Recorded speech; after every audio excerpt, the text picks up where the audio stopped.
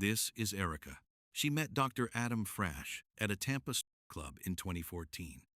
She describes him as charming, generous, expensive cars, luxury trips, constant gifts. But there was a pattern she noticed. Adam was always complaining about his wife, called her violent, called her crazy, showed Erica surveillance videos he claimed proved Samira was abusing him. What Erica didn't know was that Adam was doing the exact same thing with another woman named Shakita in Tallahassee and another dancer in Miami. Then, on February 22nd, 2014, Samira Frasch, a 38-year-old former French model, was found dead at the bottom of the couple's swimming pool in Golden Eagle, Tallahassee. Adam claimed she fell. An accident. Now detectives are sitting with Erica, unraveling Adam's web of lies through the women he used to cover his marriage. And what they're about to hear will be the first piece of the puzzle that puts him away for life. General interview, and that's all we're asking. You said the other day to me on the phone, I asked you about your phone. You said, "Oh, I got a new phone, and you you're having issues entering people." Is this the phone that do you have your phone with you? Okay. Can I see it? Is this the phone that you use to talk to him on? You? Not me, but Adam. No, Yeah. I just got that phone. He don't even got that number. I just got that phone like a couple days ago. When you would talk to Adam, what phone number would he call you on? It was a 727 number. That's my old number. I don't really remember that number. Is it 727-692-0957? Yeah. That's the number that he would call you on? Would he call you on any other number? And that's the only phone I had. But Okay. I didn't He pay that he bill. doesn't know this number? No, Okay. I didn't pay that bill. So What's this number that you have today? I don't even know it. It's an 850 number. Okay. This number right here? Yeah. I don't know. I know it's an 850 number. All right. I'm probably gonna go in and get it. Have you talked to him or had any communication with him on this phone? I don't even talk to him. Nothing at all? Okay. When was the last time you did talk to him? When I was down there at the room, cause I had I got a truck. I got a truck in the shop down there in one of his shops, and I came down to get it. Well, I had one of his rental cars. I guess it was his daddy car, and he wanted me to bring the car back. And I was with my husband, so I brought the car back, and the car was messed up, and he didn't want to give me another car. So my Range Rover's in the shop, and he told me he wanted to get another car, one of his cars, because he thinks something gonna happen to it. So I'm in the room waiting for him to give me a car. He won't give me a car. He told his friend he don't give me no car because he think my boyfriend's gonna mess it up. So he didn't give me a car. So I'm sitting at the room. So I had calling my brother to come and pick me up from the room. If you can look at maybe on an account, or when was this? The day Yeah, how long ago? I looked last night. I think it was like, I'm trying to see, was it the 14th? Because I had used my phone because I had to get a number out of it. Then I had saved a number in there, and I had texted to a number just to save a number in there, and it was like the 14th that was on there. And then The he 14th paid for the of what? last month. Of February? Yeah. Okay. All right, so that 14th of February, where was this room at? Where did you go? He paid for the room. The room was in his name. Right, where did you go to meet him at to get your car? No, where I picked him up at. Yeah, where did you go? When I had the car, I was in Alabama. I was in Dothan, and he was in Panama City. He wanted me to pick him up in Panama City, but there was a long way to ride. I guess he was with the other girl from Tallahassee, well, Pensacola, and she dropped him off in Panama, and I picked him up in Panama City because I told him I could have just went to Tallahassee. It been short to me, but I guess he didn't get the message right, so I ended up picking him up in Panama City, and we drove to Tallahassee. Then he looked at the car and it was all messed up, and I was at his baby mama house, and he was going around trying to get the car fixed and stuff, and I guess he didn't, and he like trying to lead me on her, and I'm like, no, you told me come down here and bring the car back, and you was gonna give me a car, so I'm stuck in the room. We'll get back to that, because that kind of makes sense. Okay. Let's just start. How do you know Adam? When did you meet him? Oh, well, I met him in Tampa. You met him in Tampa. When? I don't know the exact date, but it was, I know it was a couple of days from my birthday, I'm thinking. Was it? No, it was I think it was in September. I think it had to be before September. I went to a wedding in Memphis Where'd you meet him at?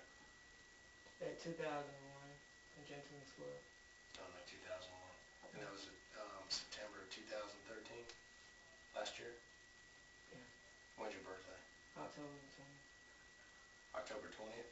So would it have been early October or late September? It was before my birthday. So it could have been October? No, it was I think it was in September. Okay. So you met him down there at the club in the September of 2001, or 2013. Yeah. Tell me how'd it go? What happened? So you meet him in the club, and then how'd you guys... It was a Gentleman's Club. So Right. I talked to everybody, so I walked up to him like, hey, you want to dance? This and that. We did a private dance. Mm-hmm. We Okay. did a private dance. Then we met later, went to the casino, played some games. Same night? What was like early in the, like 4 or 5 in the morning, 6, 7. But at the same time, so you meet him in the club, then you guys go out to a casino Yeah. and hang out? Yeah. All right, what happened after that? Then I was telling him, well, at the time I was trying to get a car so I can get to Memphis for a wedding. And I was telling him that, I was like, I'm looking for this car. I'm like, hey, I guess he wanted to give me some money for the car or whatever. And he was like, I guess he was the type of person to be on eBay and know all the cars and nice cars and stuff like that. So he found this Range Rover in Miami, so we went down there and got it. And I gave him some money on it. I gave him some money on it, and he put the rest of it on there. And When was that? like the third, fourth day. Okay. So, About like the second day, going to like the second day. so you meet this guy, and just be on level with me, real talk, and you meet this guy, you don't know if he's a weirdo, you don't know who this person is, and like 2-3 days you guys are driving together, go get a car down in Miami? Okay. Well, why did you feel comfortable with him? Well, he seemed pretty cool to me. Alright. Was it, did your meeting, your relationship as far as meeting him in the club, was it at any time sexual before you went to Miami? Like that. Okay, would you say the first night, second night? Maybe the first. Okay. That's all right. That's what you said. Yeah. So it was more than just like friends. It was a little, it was a sexual relationship. Yes, kind of, sort of. That's how it kind of started. But then he was like, he was telling me he was married, but I was married too. Like, Okay. my boyfriend went to jail. All right, so let's not get ahead. So we go down to Miami That's why I was with him. sometime September after you guys meet. Go down to Miami, you guys pick up this car. All right, what happens after that? And on my way, I went to Memphis, and I think I came back. I think something happened to the truck. Then I came back to see him, came back to Tallahassee to see him. And That was after your trip to Memphis? yeah, when I came back to Tallahassee to see him. What was that? Well, I got it on my Facebook page. I got a lot of pictures when we got there. I just got to look at the date on there, see what day I went. Was it after your birthday or No, it before was your birthday? I think it was after. I know I went down there for her wedding. I got the pictures on my Facebook page. Okay. And all we're trying to do is put together like a timeline. We're just trying to keep it in a time so we can, figure out the time as far as what you guys did. So. Yeah. So in October, your birthday's on the 20th. Mm-hmm. You traveled to Memphis before your birthday or after your birthday? I think it's before my birthday. Okay. No, I was in Alabama. I didn't go to Memphis then. But But I ended up coming back to see him though. After Okay. I got back. Let me ask you this. Did you come to Tallahassee after Memphis, before Halloween?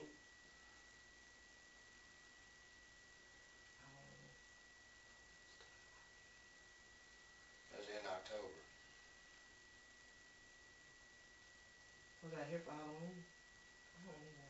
I'm trying to see what I All right, was so after Memphis, you come back, something's wrong with the truck, you go see him in Tallahassee. Yeah, because he had a shop there. Okay. No, I think that we put the truck in the shop in Tallahassee. Mm-hmm.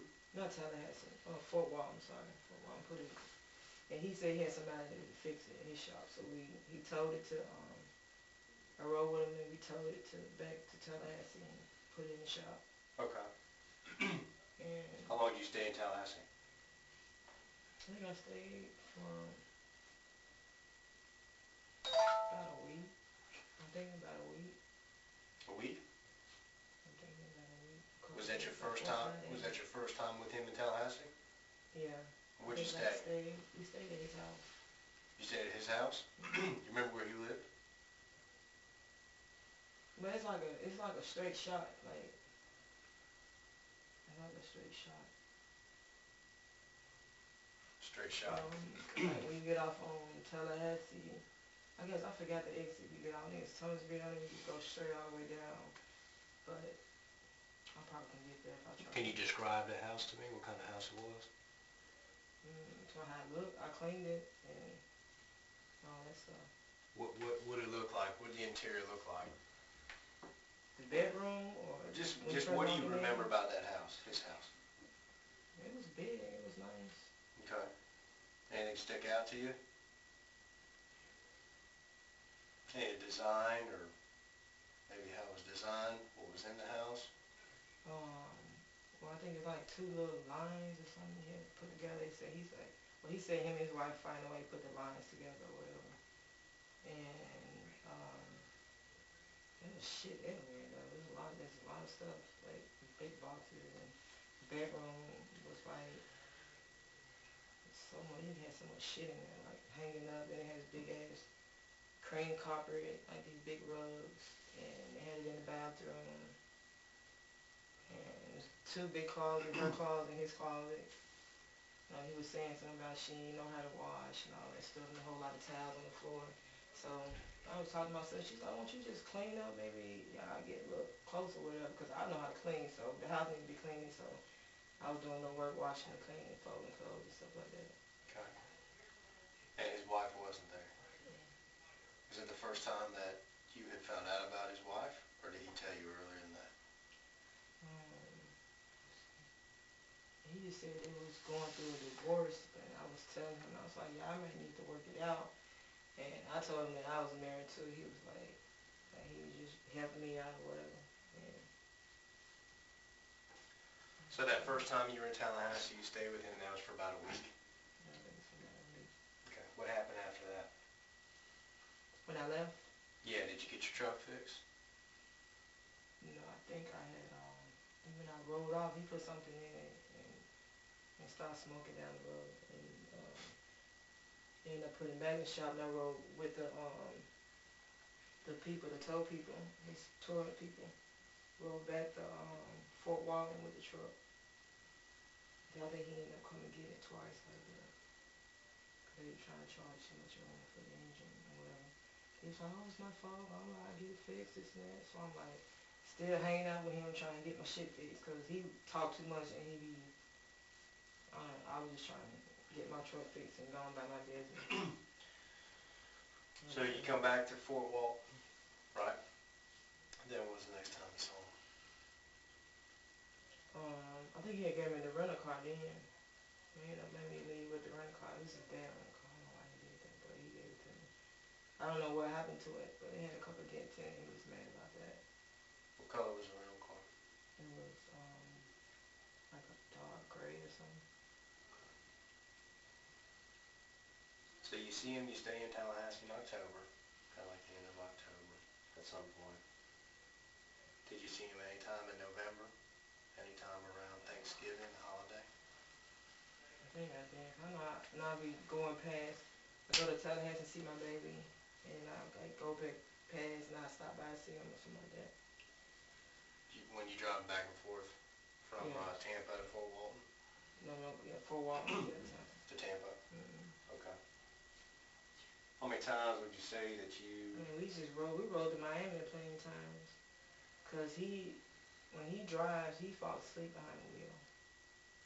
So that's why I'm like, okay, I met this guy, he kinda cool, and I'm like, I ain't really want nothing to happen to him, so I was like, well, I guess he'll like give me money for missing work and drive for me, make sure he get there safe, cause everybody be driving for him, like, say that he'll go to sleep behind the wheel, cause when I met his friend, it was like, yeah, you know, he be going to sleep. I'm like, yeah, he went to sleep when I first met him. I was like, oh, I'm like, pull over, let me drive.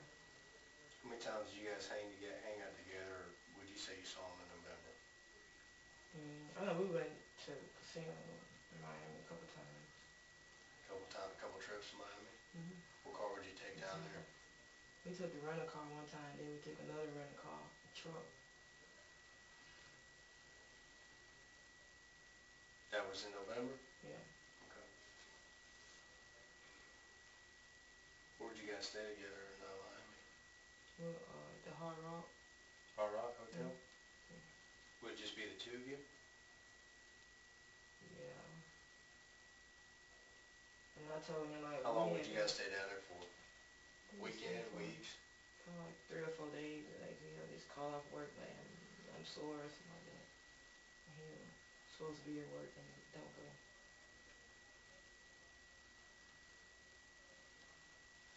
In November, would he ever talk about his wife? He talk about his wife every time. Every time I see him, he always talking about, well, she this and she did this and that. Like saying how she be. Cause he got the videos in his phone. We haven't seen it. He got it in his office. I've seen it on his little string thing in the office. I'm trying to see where the refrigerator at. Like got this big computer thing. Mm-hmm. And they got it saved on that because him and his friend, they was pulling it up, like him at the house and her. I think she had his bag, like his backpack, he be having like money and stuff in it. Like she had his backpack around her arms, like one trying to help let him go. Uh-huh. And she was hitting on him, and I heard like he getting scratched up by her and all that stuff. And when I first heard her talk on the phone, I was like, this lady is crazy. Like she sound like the devil. I ain't never heard the devil sing or know how they sound, but she sound real crazy. Real crazy. I mean, I don't know. Probably she went crazy over him. I don't know what it is. So you saw these videos? Hmm? Okay. Did you ever see, their physical? Yeah, they was fighting on the video. They were both fighting each other? No, he was trying to get away and she was holding him back. It's on video. They got it in his phone. In his phone? Yeah. Okay. Was his phone, or you said in his office on a big computer? I guess they saved it on the computer and he still got it on his phone. I seen it in his phone. When he came to Tampa last time I was in Tampa. It was like, let me see when I was in Tampa. It was in January when I went to Tampa. And yeah, I went to Tampa in January. He came, because he liked the casino. He go to the casino. Then he came to the club and see me. I think he finna get the car then, but I was telling him I was working a couple more days and I was gonna just bring the car back to him because he wanted to go to Miami to see the other girl. I was like, I told him, I don't care who you see, as long as you handle me, take care of me, and give me what I need. I mean, I don't care what you do. So he rode out there with his other friend to go see the other girl in Miami. There's only 3 girls he was seeing that I know about. So, we're back in November. You guys do a couple trips back and forth to Miami. Yeah, back and forth. Do you remember seeing him in December? December, let's see, Christmas. I think I did. I seen him before Christmas too. Where was that at? I know he was trying to, I was at Martha's house. Martha's house? Yeah, Is that somebody you saw? that's his baby mama. You were at Martha's house in December? I mean, I was over there and we ended up going, I think we went to Miami or something like that. I ended up meeting him somewhere out there in Tallahassee. Okay. This was in December? Yeah. Okay. Tell me about that. I know I was just talking to him, like, he just kept saying, I just want to see those babies. I just want to see my, I know I texted him, I was like, I hope you get to see your babies. He's like, yeah, I seen the babies. And, like, they been hanging out. I thought everything was going good for a minute. Who? Him and his wife, I told me I need to try to work it out. Then the other girl from Pensacola, she like, oh, I'll fight for you, this and that. I was like, girl, how you gonna fight for this man? He married. I'm married myself. I ain't finna try to fight for him. I don't want him like he fixing my car. And I'm getting my car and I'm leaving. Like, I'm not trying to be with him, trying to make no relationship or nothing like that. Mm-hmm. Because I met him at the club. I don't date nobody like that. Tell me about Martha's house, though, in December. Martha. Yeah. You said you came to Tallahassee to see him. Yeah. I met him up there. At his house? No, at Martha's house. I know how to get to her house. Okay. And, Did you stay the night, or? trying to see, because I always end up having to stay like a day or two and we'll go get a room or something like that.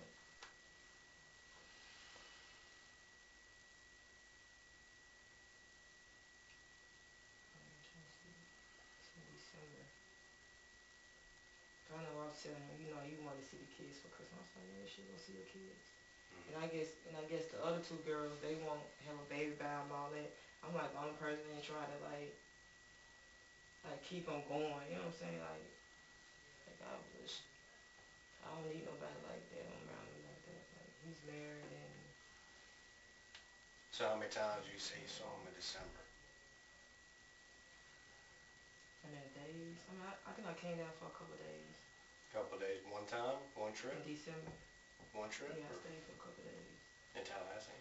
Yeah, Did he ever come to Fort Walton or Tampa to see you in December?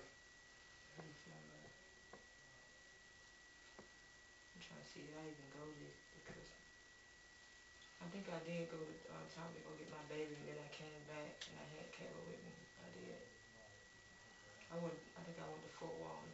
Not Fort Walton, I went to Tampa, and I came back towards Tallahassee. On the way back, I stopped at seeing her then. So you said you saw him maybe 2 times, and Yeah. okay. But where would you stay? Did you guys stay at at his house? He had another house out there. Trying to see what it is. Not the house in Thomasville. It's another house in Tallahassee. You guys stay at It's that across house? from Walmart. Yeah, we stayed there like one night. He Okay. couldn't get the water or something like that to work. All right. What was he saying about his wife then, that he wanted to see the kids and they were getting back together, or? Like, she'd be on the phone, she'd be first, what the fuck you want? What do you want? You fucking them hoes, you fucking Martha. That's how she talk. Cause she be bitching about Martha, his baby mama, cause I guess cause her baby 2 years old, and the other girl, Martha, her baby is 3. So she got pregnant before they got married or something like that. She just found out, and she just been bitching about Martha the whole time. So I don't know I wasn't involved with that. I don't know what's going on with that part. Let's move into January. Um, after New Year's Eve, right around there. Did you see him in January? Um, I'm trying to see. I know my car been in the shop, and I had been renting a car for about a month.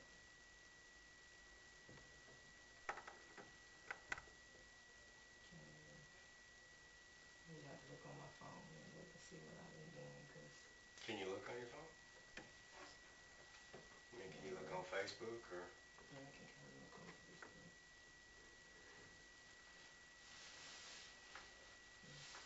Let me ask you this while you're looking on your phone.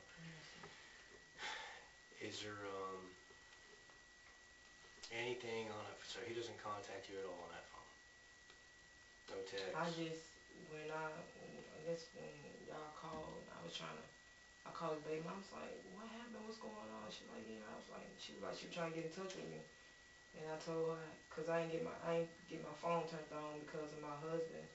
Like, I ain't want to talk to nobody and all that stuff. And I had my truck in the shop, and he kept telling me that I had to pay for it. I'm like, you told me you was going to pay for it, so he trying to help me out of all his money. And he said, because I guess his wife kept asking for money, because I know one time she was like, you give me $10,000, you come back to the house. And I'm like,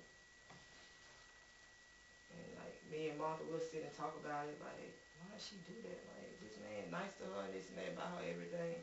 Like, why would you act like that? Like, I was like, I don't even see why would she act like that. Are there And probably anything, because some other bitches trying to get in. I don't know. is there anything that he's ever sent to you?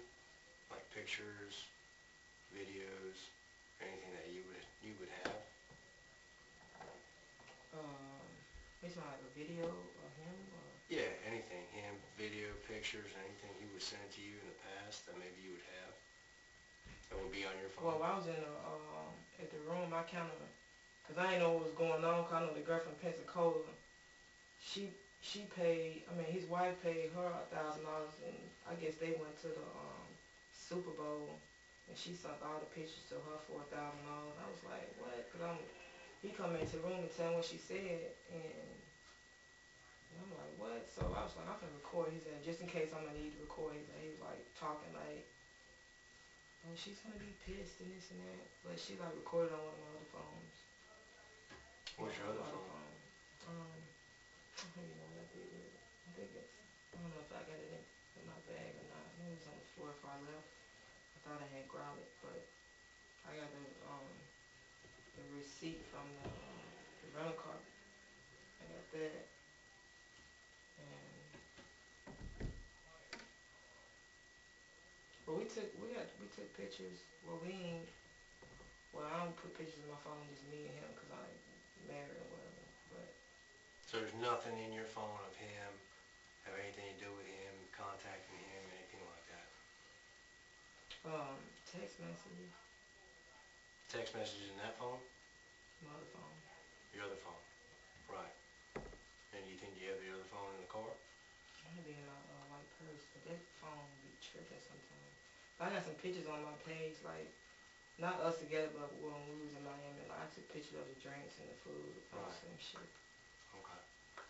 But no text messages, no calls, anything on that phone? Mm, He didn't have that number?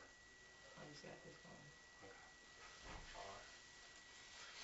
Alright.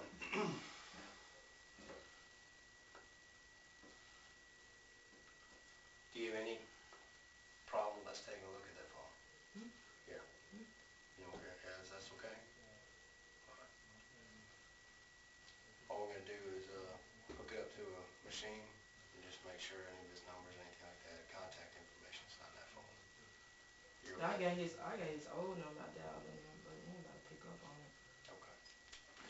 We're gonna do that. Do you have a passcode on that phone? Mm-mm. I think it's And you think the other, 2413667. That's his. Is that an iPhone? I think that's his iPhone. This phone, it's Yeah. an Nokia. Okay.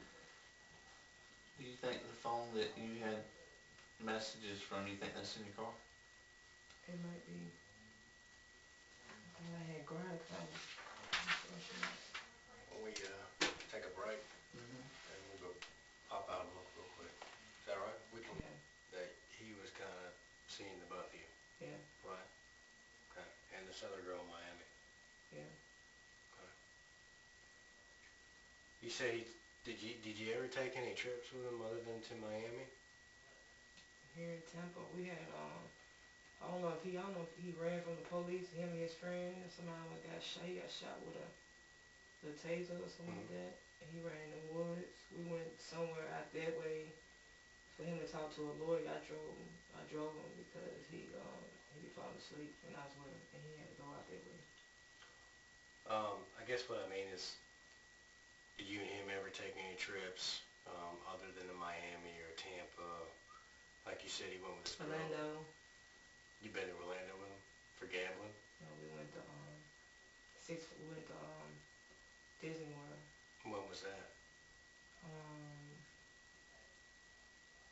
I got pictures in on my page. I look on my page, see what date that was. We went to Disney World. My baby, my oldest daughter in Tampa, we went, and Martha, she took her baby. That's Adam and Martha. They had a baby together.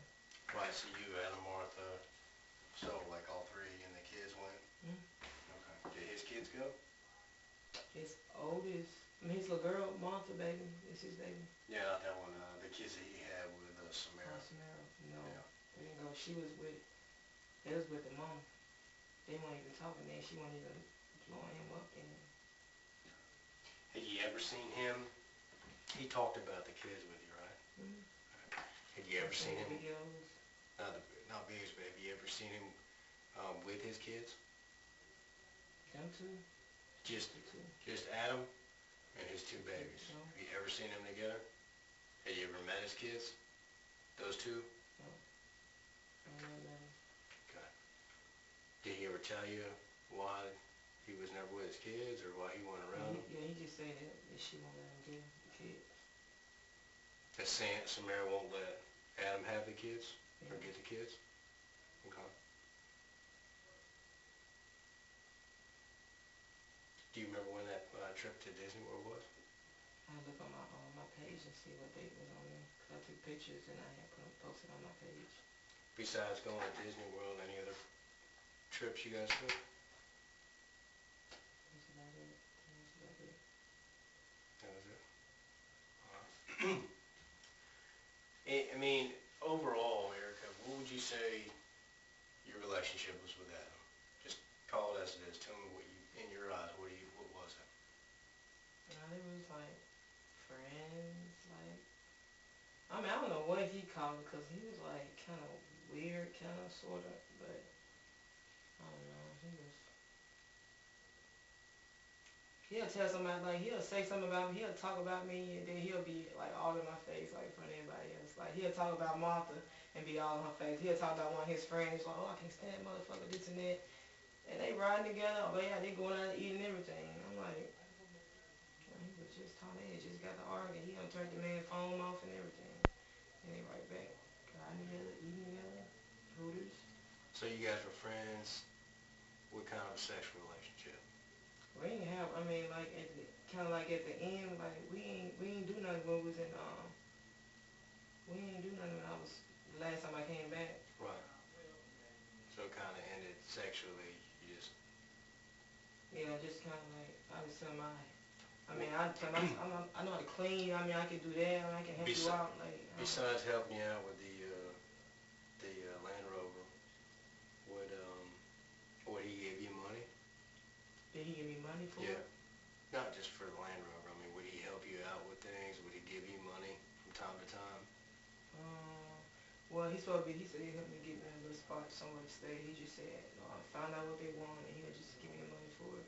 Then, my sister, she stayed in a little trailer right here Mm-hmm. on the racetrack. There's a trailer behind it, and then I be always going out of town a lot, working and stuff. And I said, I'll just get the trailer behind her, and with his baby, well, my sister, her boyfriend, mom's from Tennessee. Okay. Me and her, so we get in the house behind my sister's, and we ended up getting to it, and I told her I was getting my shit and leaving. And I just went back to my sister's house. So you staying with your sister now? Mhm. Would you ever did you have an account? Would you ever deposit money in your account? Anything like that? When I was with him in Thomasville, my sister and they was fixing up putting carpet and paint and stuff, and they was doing it while we was kind of like hanging out. But I was like cleaning one of his houses. He got like so many. He had like 3 Hummers in the back, and like more cars, like a whole lot of leaves and stuff. I was cleaning that house. Mm-hmm. He was in Tallahassee. Yeah.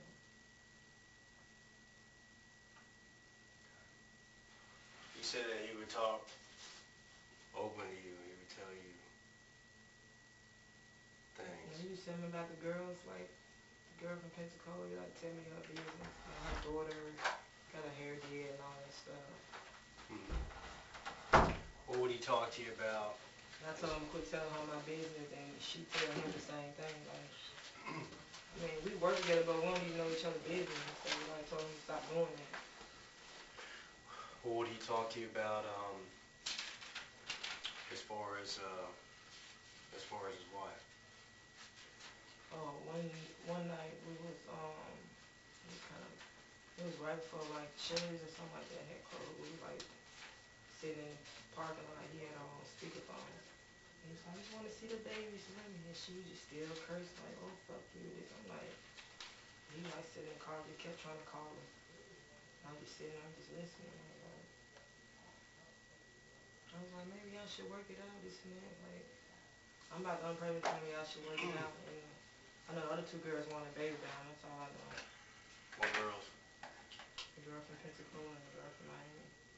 That's what he told me. And you don't remember her name? The girl from Pensacola. Miami. From Miami.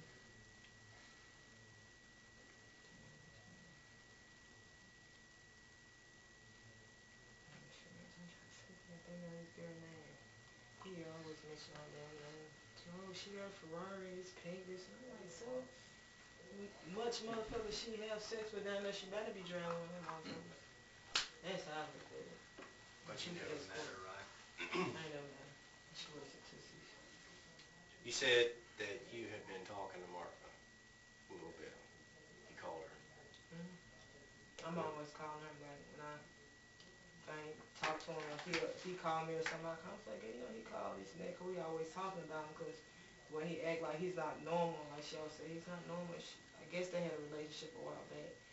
What he said about Martha is like she snuck in the bed, she was a babysitter. He said she snuck in the bed and got pregnant. That's what he said. And she tell me something different. Like, I'm just only knowing what they tell me. I mean, prior to coming and talking to us today, you said you talked to Martha on the phone, and she told you a little bit about what's going on. What do you know what's going on? I heard the lady was in the pool with some shoes on. I'm like, I know they said the lady can swim. That's what the little paperwork and stuff said on the internet. And she was just like, girl, they found her in the pool. I'm like, for real? I was like, what happened? And she was like, girl, I don't know. When did she tell you that? When did Martha tell you that? When did she tell me that? Yesterday. You called her yesterday? Yeah. Or she called you? I called her because she didn't have a number for me. She's like, she was trying to get in touch with me. Because we always talking. And she's like, girl, I ain't have no number on you. I was like, I know. So I ain't had no phone because I was tired of my husband keep calling my phone, texting me. So I was like, I'm not even finna answer the phone for nobody. Ain't nobody gonna be able to reach me. I can reach out to people I need to talk to. So you know then that Adam's wife is dead. That's crazy. Yeah. What's that make you feel? That's like messed up. It's fucked up. Like, what happened? All I know, I mean, I seen the videos how she act, and I seen the videos how she act. I don't know. Some men like try to say they want me this and that, trying to paint a picture for they about they woman or whatever. So I kind of looked at that too. I don't know. I mean, shit. I mean, I don't know nothing, but I know the baby was taken to Panama City, and I don't even think that she'll even let them kids go out like that. That's why I just been there. I'm like, man, I was like, I don't even really want to come here because I ain't trying to be coming up missing or nothing like that. And what you mean by that is you mean that you don't think the wife would have let him take his kids to Panama City? I mean, they've been arguing. They've been arguing since I've been talking to them. Like, they've been into it. Like, I guess, I mean, when I was down there, we had left the mall, and she called his phone, and she was like, meet me at Bonefish. And we dropped him off at Bonefish. I was in the back seat. His friend was driving the rental car. I was like, I'm not finna sit in the front, cause she ain't finna pull up and see me. Like, you know what I'm saying? Cause me and the baby was in the back. When was this? February. We dropped him off to see his wife, and I think she ended up driving off on him. Drove. She was trying to get to Panama, not to Panama. She was trying to get to Pensacola where the other girl was at, cause she found out about the other girl in Pensacola. They supposed to have drove all the way out there and got into it or something like that. I was telling me that. Okay. So, I mean, what do you think about it? I mean, you think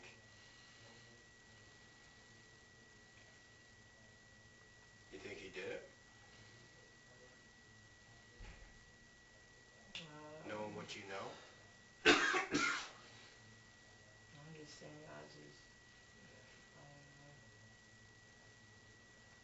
I I don't think that she'll let him take the baby like that. I mean, he said that. I mean, I was just saying, thinking like, why would he take the baby all the way to Panama City Beach, and there's a beach in I think it's a beach in Tallahassee. I don't know, what do you think? I mean, what do you, this is a guy that you met down in Tampa. You spent about 4 or 5 months with him, 6 months, right? And now we're here. His wife's dead, and we're here. I mean, do you think that he did it?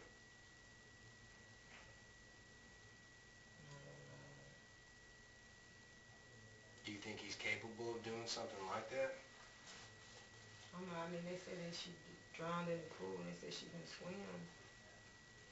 I can't swim either, so I don't know. I know what you you heard and you read, but I'm talking about what you know. You know, what you know from knowing this man for six months or so. I mean, it wasn't a normal relationship that we had, but it was always, let's go here, let's go there, let's go here, let's go there, let's go here. Let's, like, back and forth, like he wasn't pretty normal to me, and that what me and Martha was kind of like talking about and stuff. Like, he wasn't like that at first, but she was like, they used to fly places, this and that, and all that.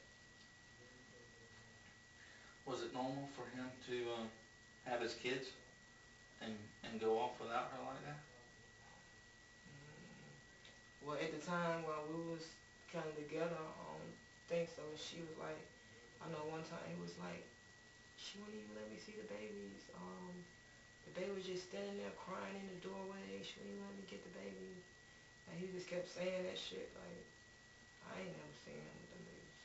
So let me ask you this question. Knowing that, and you've known him for 6 months, and you know that you wouldn't let him just take off with the babies, what do you think happened? I mean, if she know that he fall asleep behind the wheel, I don't think she'll. I mean, if it's in the daytime, maybe he can probably make it. But that man be going to sleep behind the wheel. I wouldn't even. Because I told Martha, I see why she went on the trip with us, because I wouldn't let him just go take my baby like that to Orlando for the Disney World. Like, I see why she kind of went. And I was thinking it's kind of crazy. His baby mama and his girlfriend went. Like, we cool. Like, cool. I ain't got no problems with her. I ain't come trying to be with him no like that. Like, whoever he introduced me with, we end up cooking or whatever. I think what we're just trying to ask from your opinion, though, because you've met him, you spent time with him, you know his personality, you know how he acts, you know the ways in which he does things from this series of time that your lives bopped together, okay, Eric and Adam. And now we have is his wife is deceased, she's dead. He took off with the kids. We're trying to find out, maybe ask you, I mean, do you think he's capable of this? Do you think he killed her?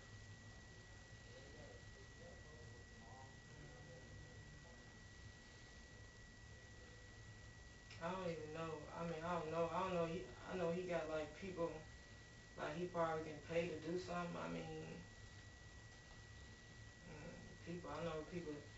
Some people I met, like they, like whatever you say, they be like, we'll fucking do it. Like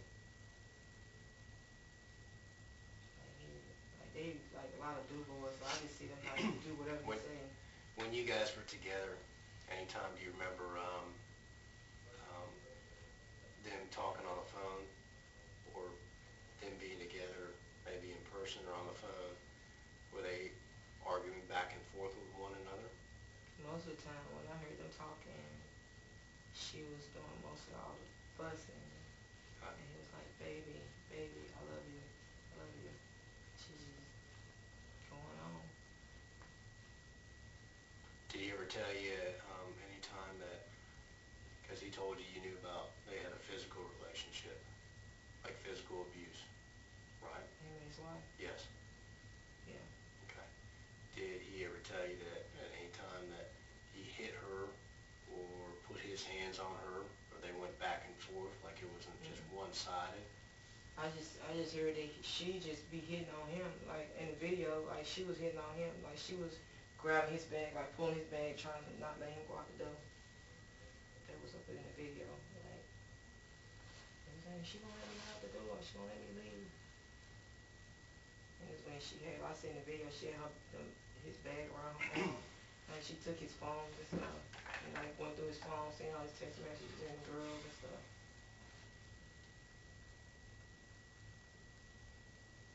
So the video is the only thing that you saw? Of her being. You never saw in person? I haven't seen him in person. You saw in this video that he has on the computer, correct? On the computer, yeah, in his phone. Okay. But I'm not the only person that's seen the video either.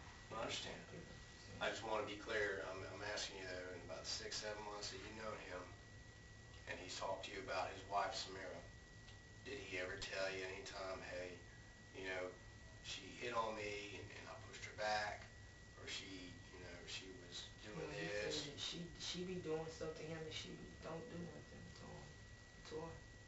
He never does anything to her? That's what he tell you? Yeah. Okay. So he never touches her. 14th, let's go back there. 14th, February 14th, Yesterday I left. the day you left, Valentine's Day. You come back to Fort Walton. It's a Friday night. You work. Following weekend, the next weekend after that. Next weekend, Where were you that weekend? I was in Fort Walton. You were in Fort Walton. Did you work? What nights did you work? I don't know exactly the day where I work, but if you can go probably go up there and get the little chalk thing when you check in or whatever. I don't know exactly. But I've been trying to go in every day. So they keep a Lately. record of when y'all work? Did you work that weekend? That weekend, that Friday and Saturday, or that Friday and Saturday, I seen the girl from Pensacola. Where? No, I'm not talking about Valentine's Day. Oh, Not talking the next about, day. Oh, the no, I'm next talking about weekend. the next weekend. Yeah. Okay? Yeah. So Valentine's Day, you get back, you don't talk to Adam. That's according to what you told me. Valentine's Day, your brother picks you up. You come back. That's a weekend. You work Friday night. You saw the girl from Pensacola. Did you work Saturday? Did you work Sunday? I think I did. I was going to say. Okay. And the week comes up. You get a whole week. Did you work the following weekend? Where were you that weekend? I think I worked every day doing it. I've been trying to work every day. All right. So that would have been the Friday the 21st and Saturday the 22nd. That's what I want to know. So you're telling me you were in Fort Walton? Did you ever go out of town during the day prior to going to work? Because you told me you go in at about 8 o'clock. 9. Oh, I'd be there at 9. 9? Okay. Did you ever go out of town Friday day, Saturday day? No. Nothing. All right. So you worked at Club 10 Yeah. Friday 21st and Saturday 22nd. Yeah. And Sunday the 23rd? I think I did. I've been trying to go to work every day. Like, you might just gotta look at the schedule, see what day I came in, but I've been going in every day. Do you, They've been surprised to see me, like, every day, because I just got back. I'm always gone. was that girl from Pensacola there that weekend? When I got back, No. That weekend I'm talking about, Friday 21st, Saturday 22nd. Do you remember her being in town? I don't know, but you can see, I mean, I don't know, she work at Club 10, she work at Sammy's in Pensacola sometime, or she work in Fort Walton, Club 10. What about how about your sister? My sister, Yeah. Does she work with you? She doesn't work my out older there. sister, Yeah, she doesn't work out there. she work at a, juvenile center, she work at juvenile center. Friday 21st, Saturday 22nd. You were in Fort Walton. You were never in Tallahassee. Never. No. Okay. That's the truth. I ain't find out nothing to the police. I'm like, well, the police come to the door, I ain't did nothing. Because you get one shot, one shot at the gate. And this is the time. This is the putting everything out there to give us the timeline, the record, right? Yeah. So you were never in Tallahassee on Friday 21st No, or I Saturday left, 14th. I've been in Fort Walton since the 14th. I've been nowhere else. And as far as you knew on the 14th, your black Range Rover, Land Rover, what is it, a Land Rover? Range Rover. Range Rover. Your black Range Rover is at the shop in Tallahassee. Mhm. Okay. It's been there for a minute. So it would have been there that weekend too? Yeah. Okay. So I got the guy number on Who my has the phone. keys to, who has the keys The to man the in the car? shop got it. The man in the shop has the keys? Do you have a number for Mr. It's in my other phone. It's in your other My phone? wife's phone. But you don't know where that shop is, you don't remember? I forgot the name of which street that was on. He knows exactly the name of it. Let me ask you this, have you ever, that time that you told me you went to Adam's house in October, okay, did you drive over there in your Range Rover? Mhm. Your Range Rover, right? Yeah. Okay, I get confused. So you went over there in your Range Rover? Mhm. Okay. Have you ever been over there in your Range Rover at any other time other than that time? Nope. That's the only time I've been there. Never. Anybody besides you and Adam driving that Range Rover in Tallahassee? No, just me. Just you. So besides you, who else would have the keys to your Range Rover? I think it's only one key. There's only one key. Adam never had a key? But when you left your car in Tallahassee, the guy that owns the shop has the keys? And Adam was paying to get the repairs done? Yeah, he been paying for the engine already. I think he wanted me to pay for the work being done, but he been pay for the engine, so Whose car is the name in? mine. You sure about that? You have the title? No, I don't have a title. How do you know it's in your name? Cause what's it? The little paperwork on the thing.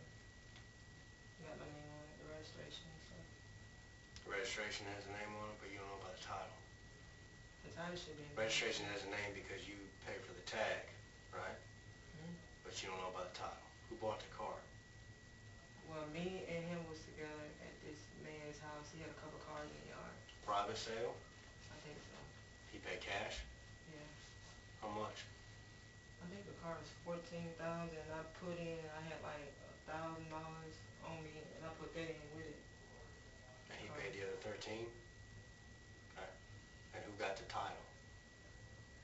I don't even know if they mailed it out yet because Cole had just got the tag in, the real tag. It came in. But as far as you know, you own that car. All right.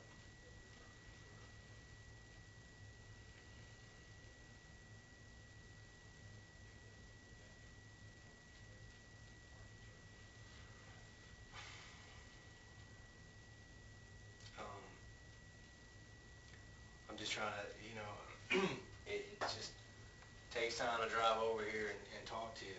So there's other things that I want to ask. I'm in no rush. Um, have you ever met anybody besides Gary? Any of his other friends? Who have you met? Um, Kendall. His other friend Kendall, and um, the other guy. What you say his name was? Michael. Who's the other guy name? No, I The never white seen. guy. The other friend. I said the white guy that was driving around for him. No, I just said Gary. Gary. Yeah, Gary. So you met Gary and you met Gary. Kendall? I met Kendall. When'd you meet Kendall? I met him when I'm trying to see when I met him. It's probably I know I was in Miami. He was in Miami too. He was down there too. I think I was going to get a tire or something when we got What do you know some about shopping Kendall? stuff. He sell cars or something. Kendall sells cars? I think he used to sell cars. And he's friends with Adam?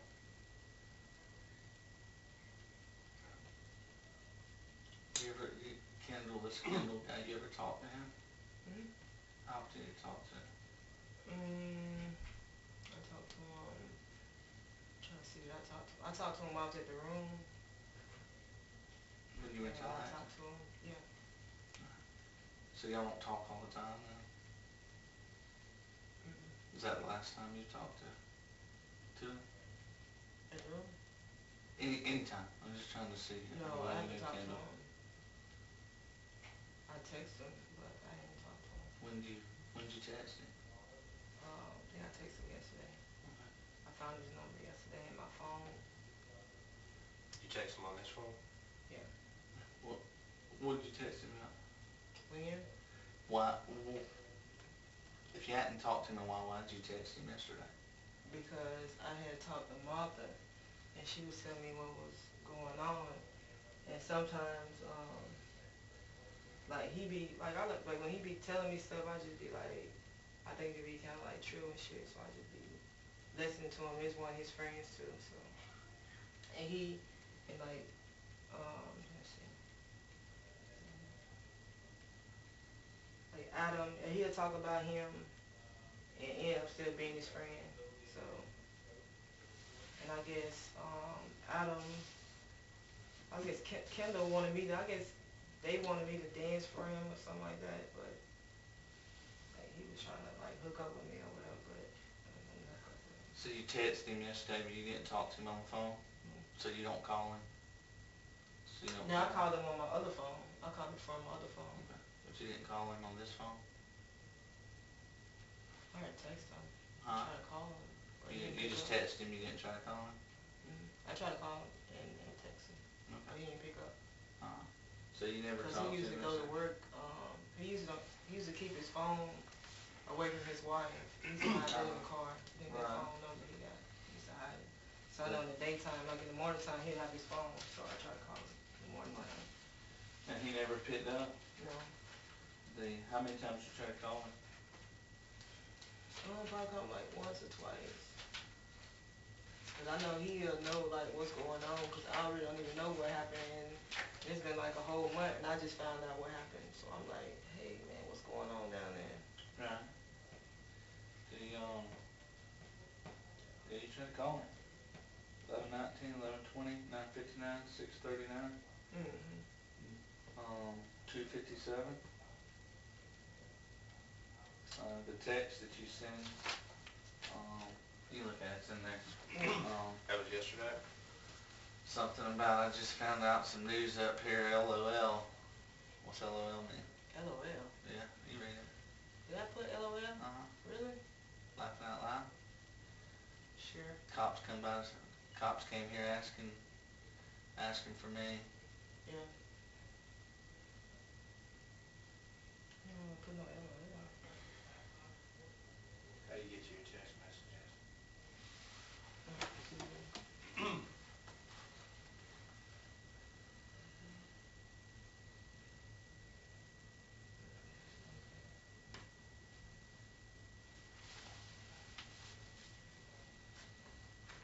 I just got I know I hell. text my sister LOL because she sent me a picture showing me how my other sister gonna look dancing, and I text her LOL.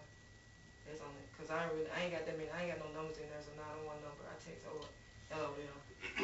It says, I know you don't have your phone with you now. Please call when you're free. Yeah. Oh, because you called at 10, Yeah. and you never called you back. I know they best friends, Mm-hmm. and I know he'll tell me something like what's going on, like.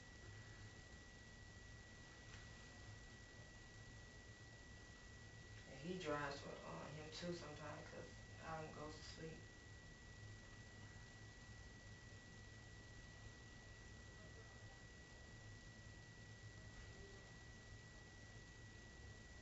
Who's Crystal? Who? Crystal. My sister. Yeah.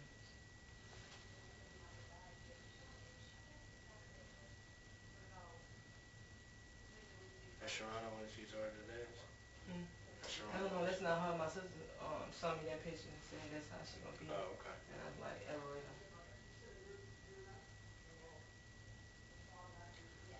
Um,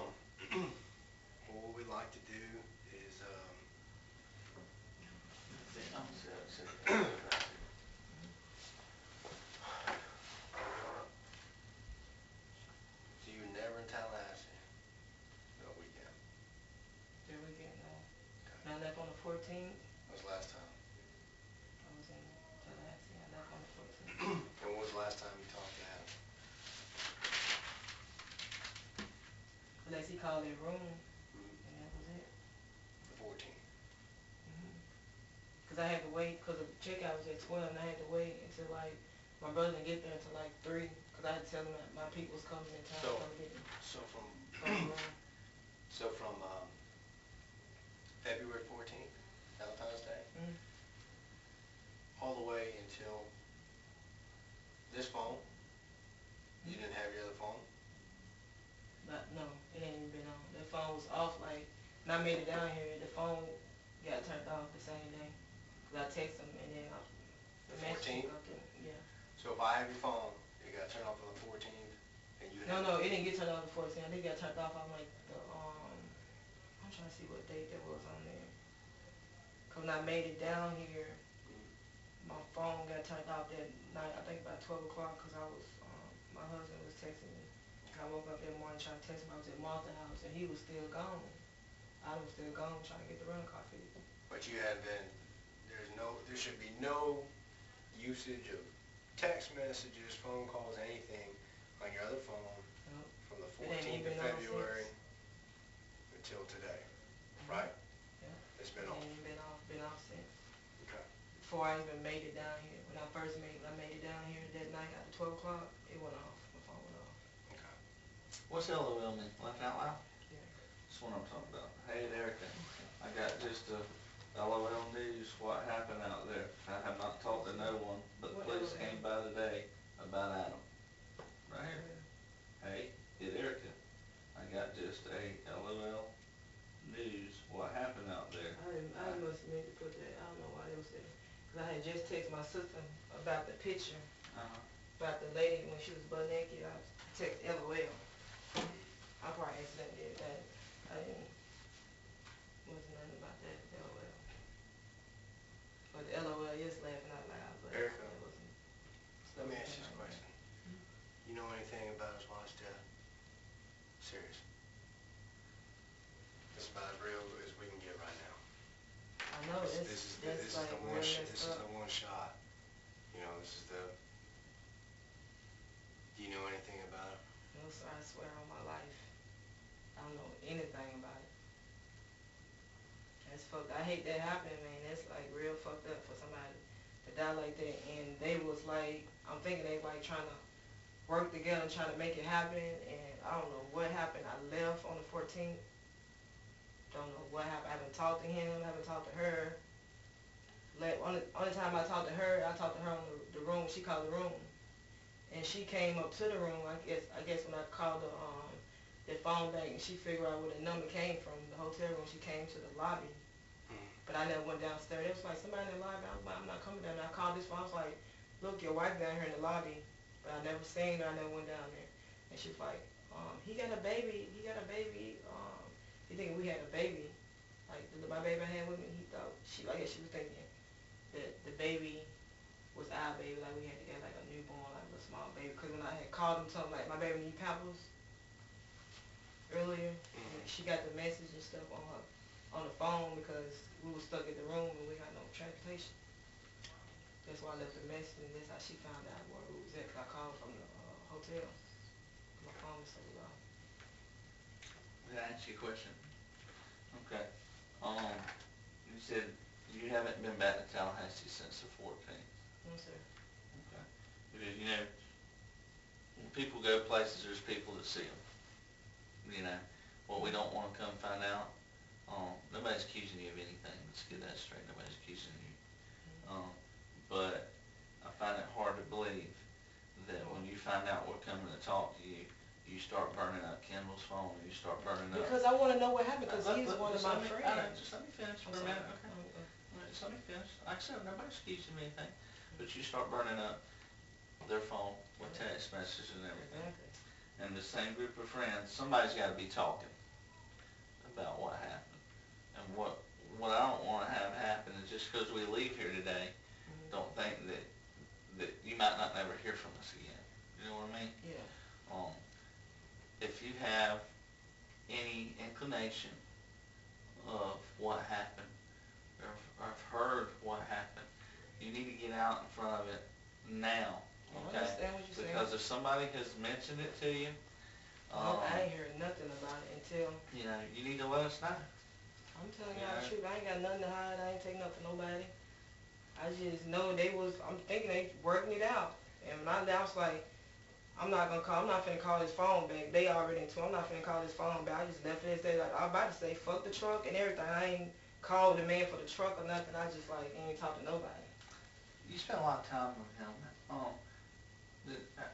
How much money did he normally carry in cash with him? Well, he be buying cars for like 1,400, and sometimes he go to the bank and I don't go inside the bank with him, but I know how much the cars and stuff be costing, because he be on this little eBay. But besides buying cars, was it normal for him to carry a bunch of cash with him, or did he operate off, when y'all went places, off credit cards and stuff He like would that? have a lot of hundreds. Okay. And so the last time that you had any connection to him would have been the 14th.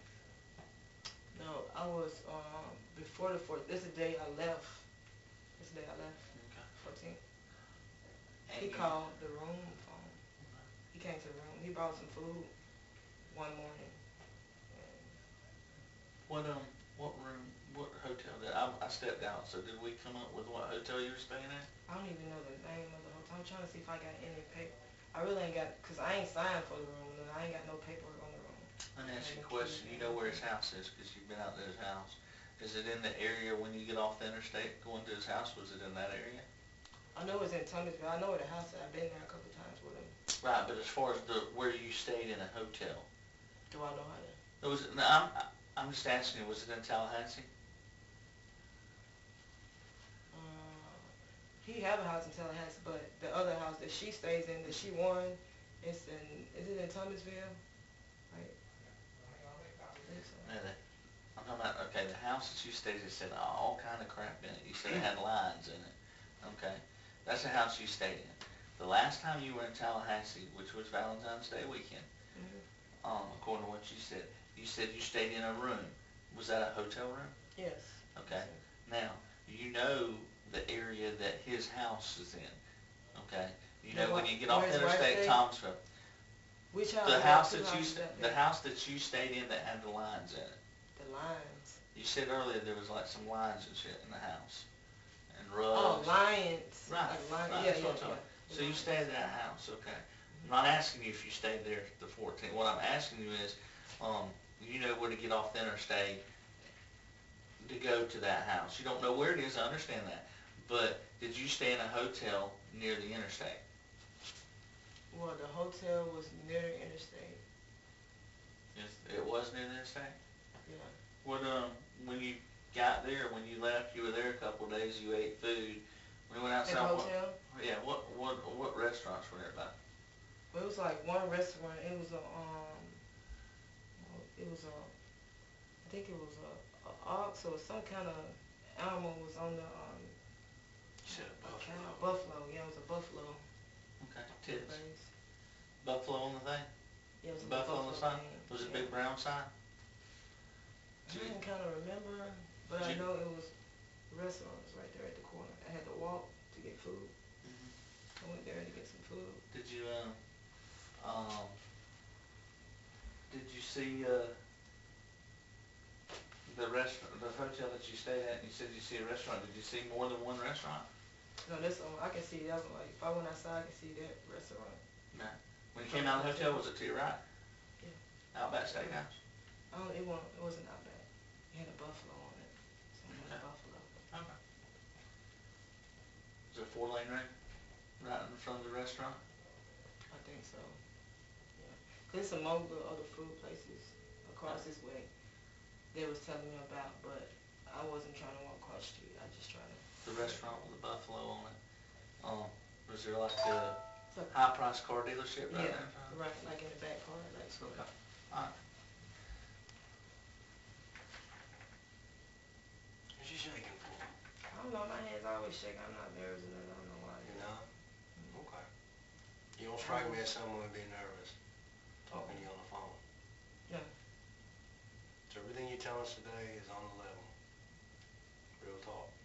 Real talk. What we'd like to do, That happened, and it's what we'd like like to I do. mean, I never had a problem with the girl, nothing like that. I mean, Um, that messed up it happened. we want to get a DNA swab from you. Do you have any problem with us doing that? I mean, what's the DNA swab for? It's where we take some, like Q-tips, swab the inside of your mouth. It's called a buccal swab. It's for your DNA. Do you have any problems with us doing that? No.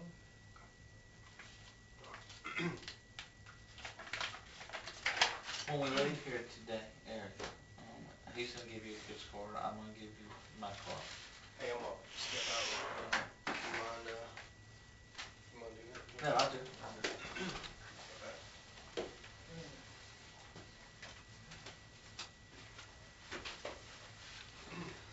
He's gonna give you a card, I'm gonna give you a card. If somebody talks to you, you need to call us, okay? Because, I don't want it to come back later on that you ended up finding out something and you knew something about it. Nobody's saying to you that you did anything, okay? But I don't want it to come back and you knew more than you're telling us, because there's a lot of investigation to be done, you know. Your phones aren't the first phones we've looked at, won't be the last phones we've looked at. And I just don't want to find out later on that somebody had said something to you about it and that you knew more to the story and that you were just afraid to say something, you know. If that's the point that you know or you think you know what happened and you're just afraid, you just need to tell us that, and we'll work with you on that. But if you got any information, you know, whether she was a, all the evidence that you got is that she was beating on him or what, no matter that relationship, nobody deserves to I know. end up in a swimming pool. I know, that's crazy. Unless they fallen in themselves and it's an accident. Yeah. Okay, nobody deserves that, I don't care what. And all we're asking is people to be honest with us, what you knew about what your relationship was with him, what you know, if he ever confided anything into you, if he'd ever made any kind of, threats or you're with him after he argues with her. Has he ever got off the phone arguing with her, and even jokingly made threats toward her, it'd be better if she wasn't in the picture, anything like that? None? I know, he was just talking about trying to work it out for the babies. That's what I was telling him too. Like, I know I texted him a couple days before Christmas. I was like, did you see those babies? And he was like, yeah. I was like, yeah, that's good. And then other than that, I can't believe that happened. Mm.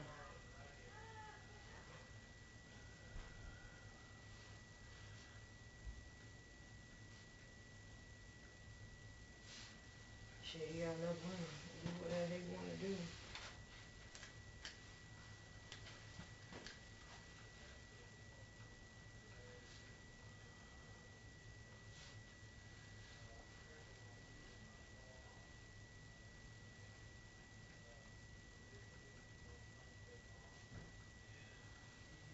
What this says, Erica, is just like your phone, that you're willing to provide DNA sample to us without a search warrant. And I'm telling you that you don't have to. You don't have to, without requiring us to get a search I'm just warrant. wondering what y'all doing at the swap for. Anybody that's been involved with him. Here? Yeah, you're not the only one, trust me. People that we've talked about, that whether you knew and all, they've been interviewed and they're providing the same thing.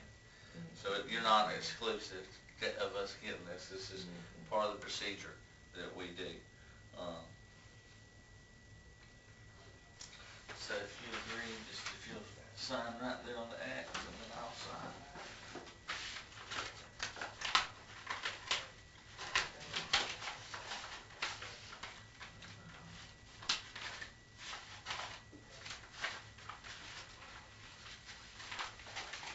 You work tonight?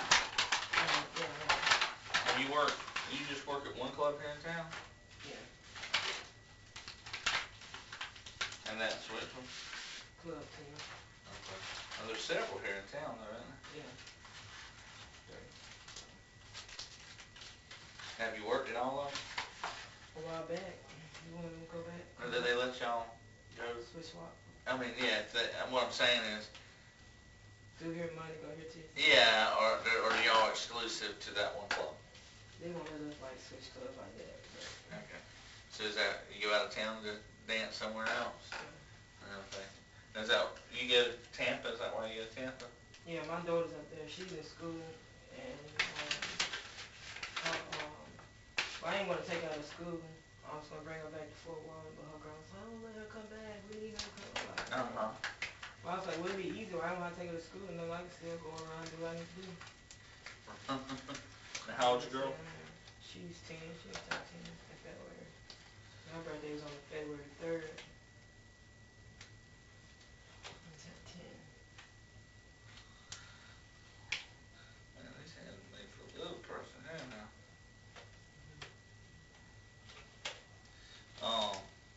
So she's 10.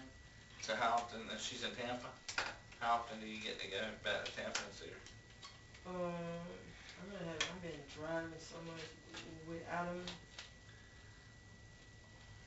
Like, he can't drive for me, going to sleep when he's driving. Like, I'm always He just going to sleep? No, he yeah, just, he'll go to sleep while he's driving. That's why I be always driving. I used to that go, just at night he'd go to sleep while he was driving? when he get done eating, he be sleeping. Huh? When he get done eating, he be sleeping. Alright, just open up for me. And do the left side and then we'll do the right side, or that's your right.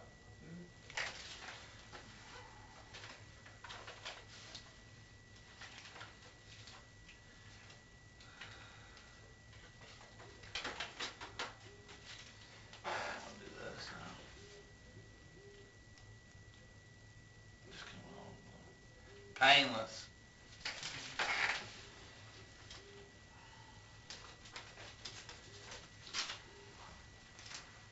Like him? Yeah.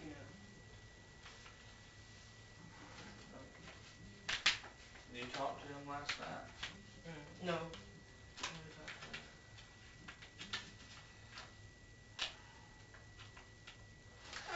Get this garbage can right.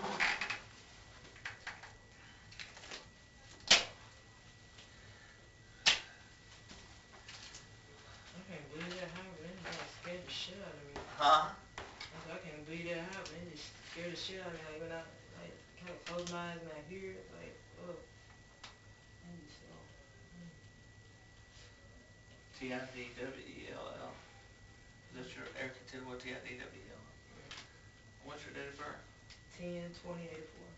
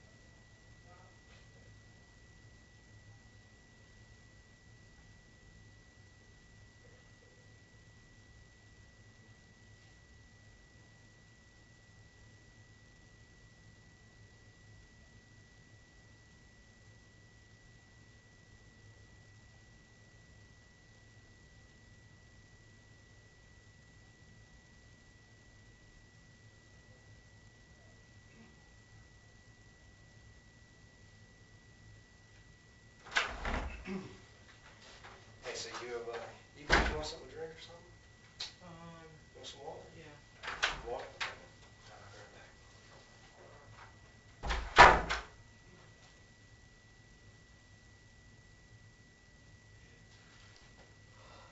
I'm sleepy.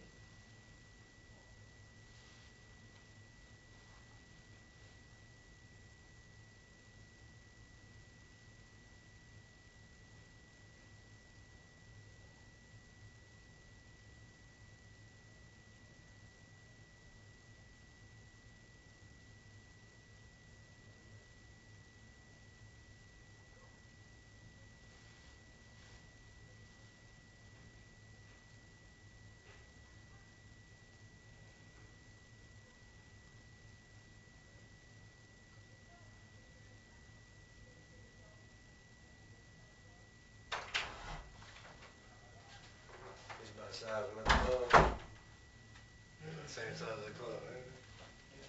The shots. Yeah. Don't worry, that's just water. Hey, so Kim's trying to call you now. You know that, or? I seen the ring when he was over there. Right. Usually I call him and he'll try to call me back when he on his break or something. But that was, Well, he probably- you called him last night, though. Yeah, I texted him because I texted Right. him telling him who it was because he didn't know the new number. So, we want to know, since you haven't really talked to him about anything, would you do a recorded call with him? You would? Okay. That's what we want to try to do. See what he says to you. You don't mind doing that? Alright. And you ask him kind of what's going on, what you heard, stuff like that.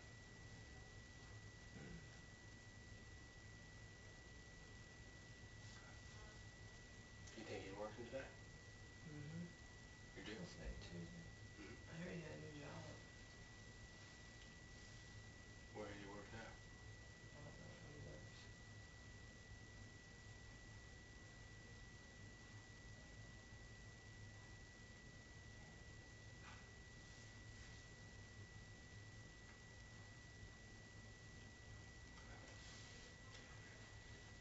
We're trying to wrap this up, give him a call, and then we'll go back to the house and get the other phone.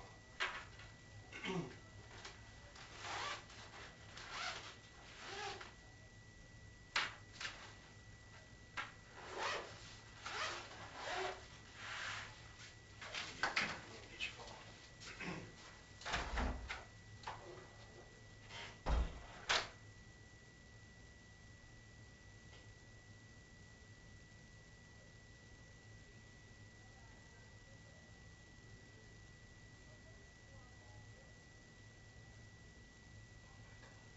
Who do you think will say shit?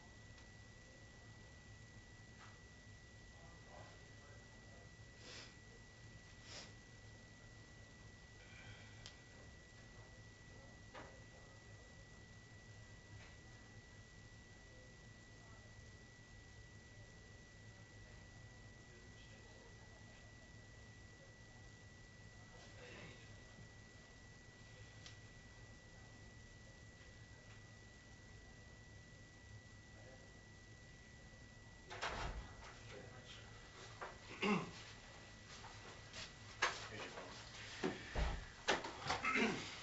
Alright, so, pretty much Eric, at this point, you've been, real cooperative. So, as far as that goes, I just wanted to see, how, that you're cooperating, you're with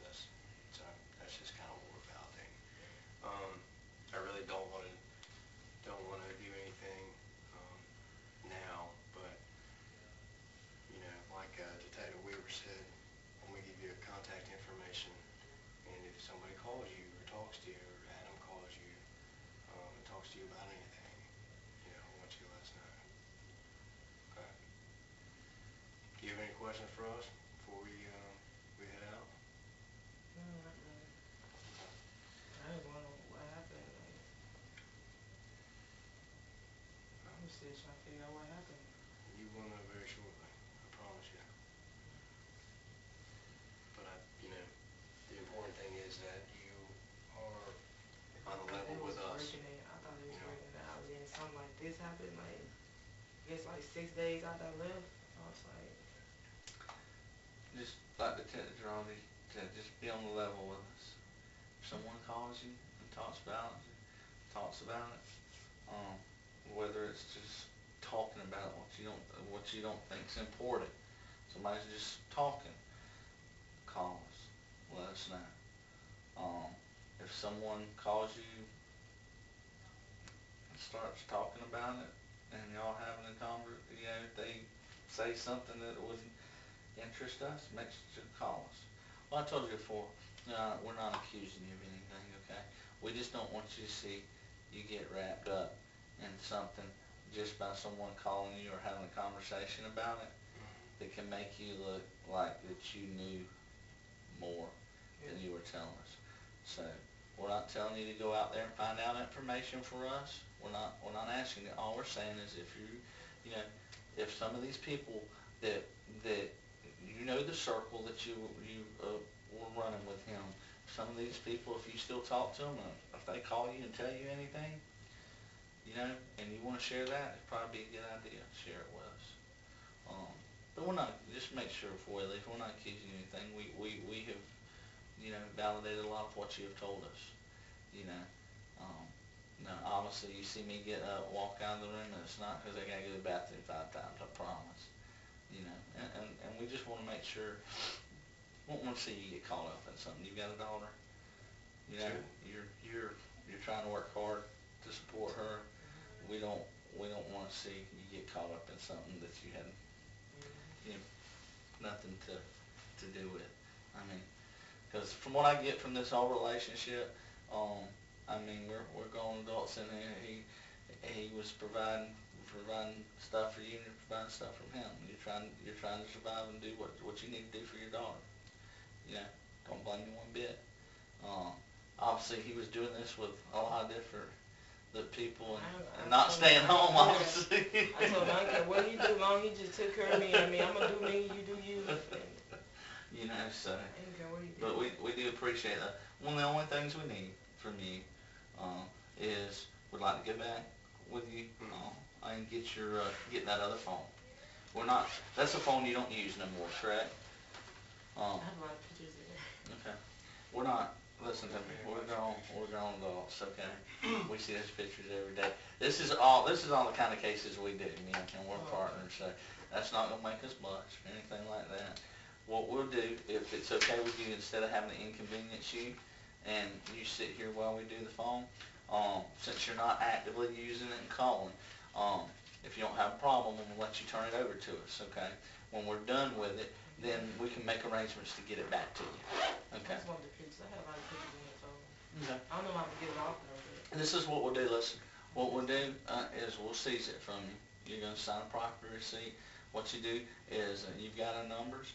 We'll call you the next time you're going to Tampa. You're going to Tampa or coming over that way, going through Tallahassee to see your daughter. We'll meet you somewhere. You can whip by the office. We'll turn it back over to you. Yeah, I can have it. We're not going to keep it. I'm not stopping. Well, that was the other thing. Well, Well, that was the other thing. That was just if you swing through and Right. go down Tampa. We will mail it to you. Yeah, we mail. That's no not an problem. issue. That's not.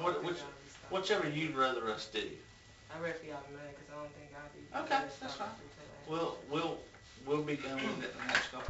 Erica's story painted a picture of a man living a double life, but detectives knew there was more. They needed to hear from the other women.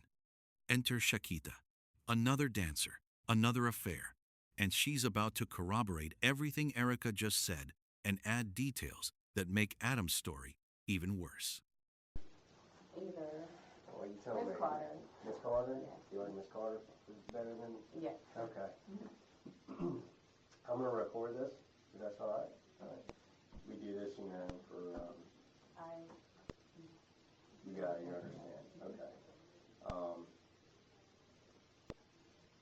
report anyway, but we like to do a backup, you know, just in case. Bear with me for a moment. Okay. 3, 2, 1, step to Raleigh County Sheriff's Office in the presence of Ms. Carter. Today's date is March the 3rd. It's a Tuesday, approximate time at 10 a.m. Currently at the Santa Rosa County Sheriff's Office. Did you say March 11th? I'm sorry, The 11th. March the 11th, 2014, approximately 10 a.m. Currently at the Santa Rosa County Sheriff's Office for an interview.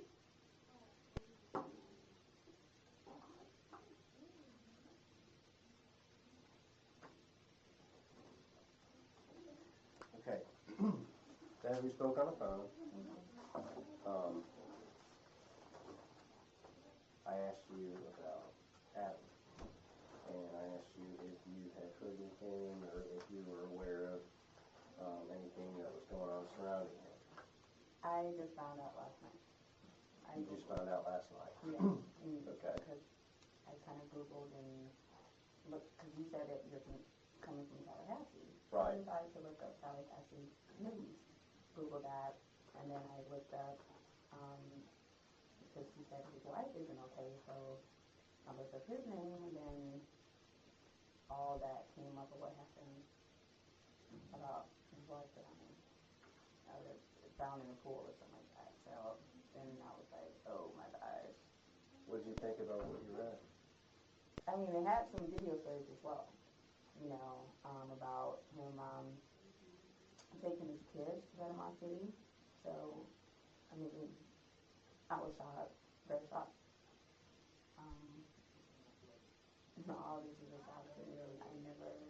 I've been in trouble in the past, but I never had to deal with anything like this before. You know, like knowing someone that knows someone. I mean, yeah.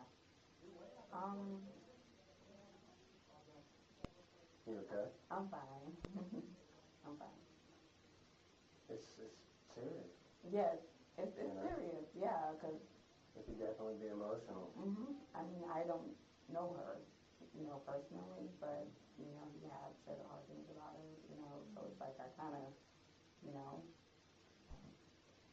but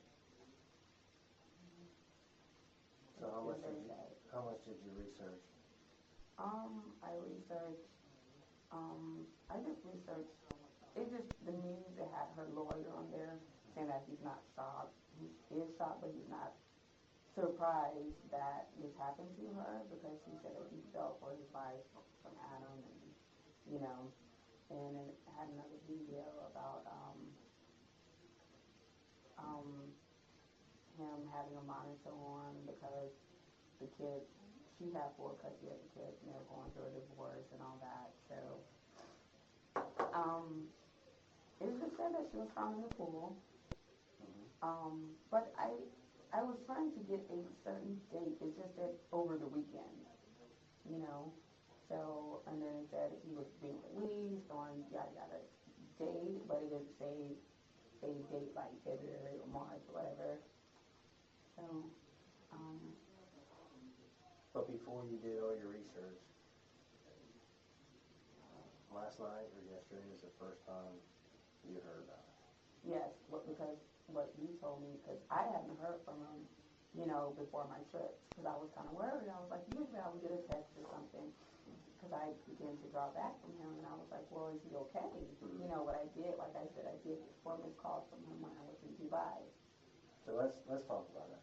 So let's just kind of backtrack. Okay. Just tell me how long you've known Adam, where you guys met, and you know, be candid with me. What was your relationship I with? will. I met him around in September, October, and I met him at my job. Last year? Yeah. 2013? Yes. Okay. And I met him at my job. And where do you work at? Club 10, which is in Fort Walton, Florida, locally to Ireland. And we met that night, and he, you know, did some dances, of course, gave me some money for run dances, and, you know, that's what I do. From there, he wanted to, you know,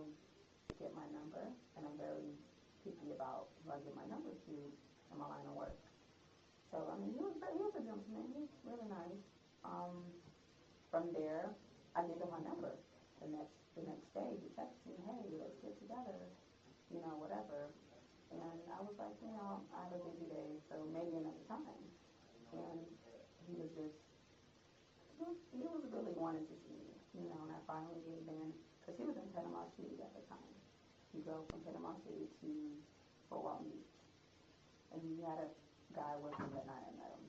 And Who was with? I think his name is Gary. Supposedly he told me that. I think his name is Gary. I'm not. Can you describe him to me? He said that he's his boxer trainer from movies and all that. Much bigger guy, older. So I met up with him maybe a couple days after that in Panama City. And then we went out to dinner in Panama City, met at his house. And I was like, you're being so nice to me. I met you in my line of work. What's going on? Is there a catch with you? You just being too nice, too nice. And because he just wanted me to stay with him, not leave. He was willing to give me money to not to, for my nanny, for me to stay extra days with him, another day with him. Anyway, it was really nice, and he told me at the time that he was going through a divorce, and his wife was living somewhere else, and he was paying her some X amount of dollars per month. He said it was an assault case. Okay.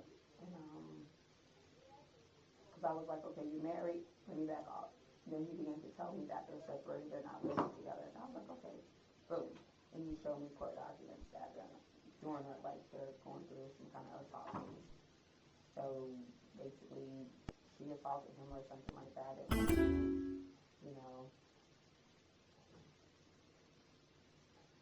Okay. Right. So it's all right. So this happened. You think it was at the end of September, early October?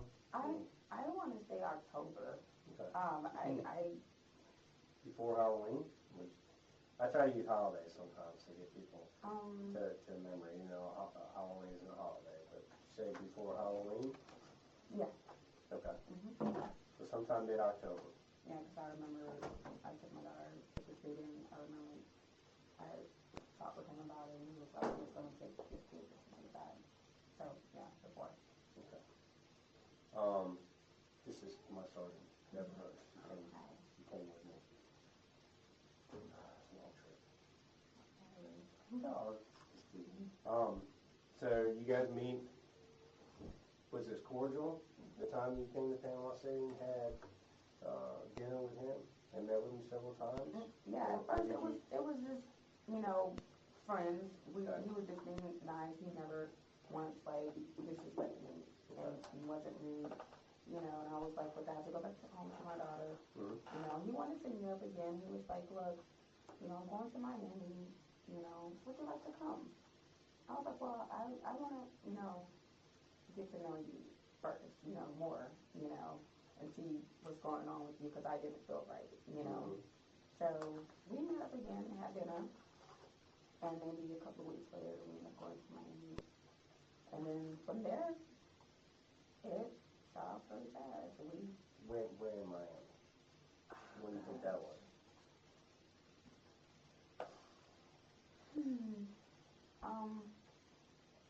I have to look at my text to see the date. Is that okay? Because I don't want to give you the wrong answer. No.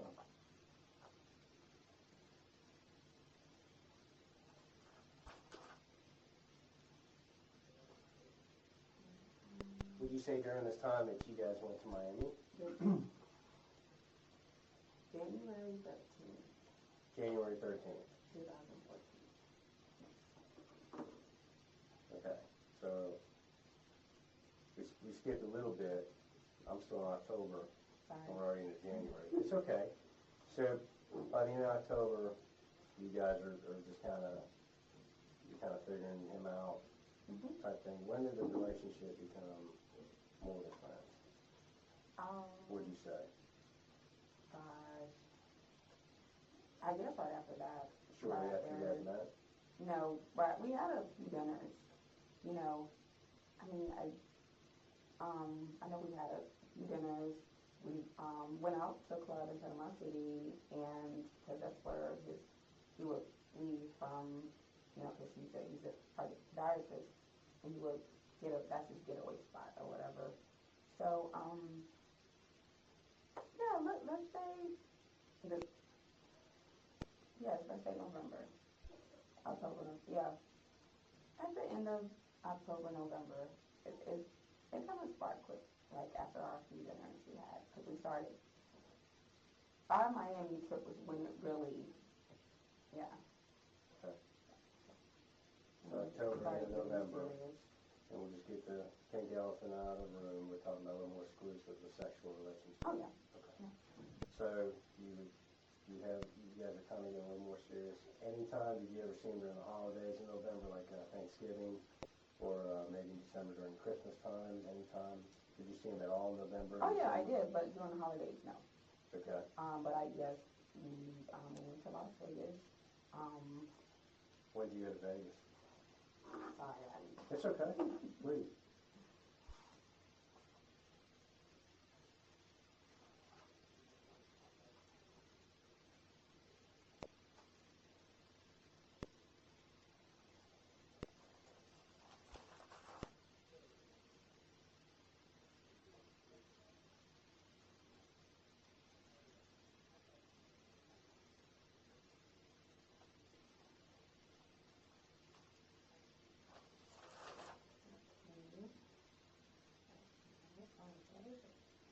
um,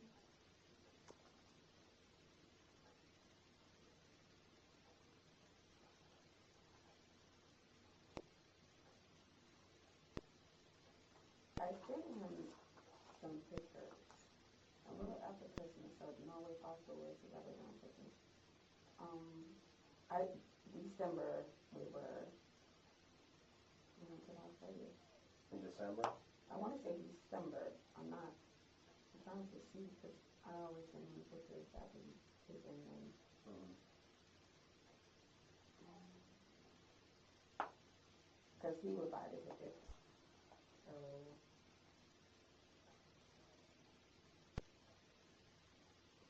that's it.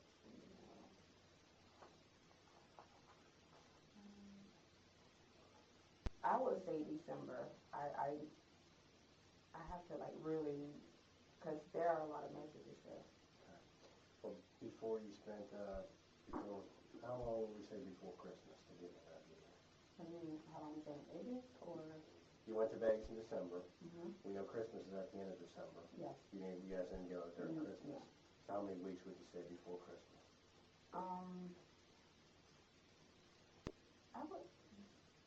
I would say at the beginning. Okay. I would say at the beginning. Beginning mid. Because I know my daughter, she was, yeah, I would say mid because my daughter was on, the Christmas vacation. You know, I'm trying to give them that December through January. That's all. So we're developing this relationship. These dinners, the time that you guys spent together, was it always in Panama City? No.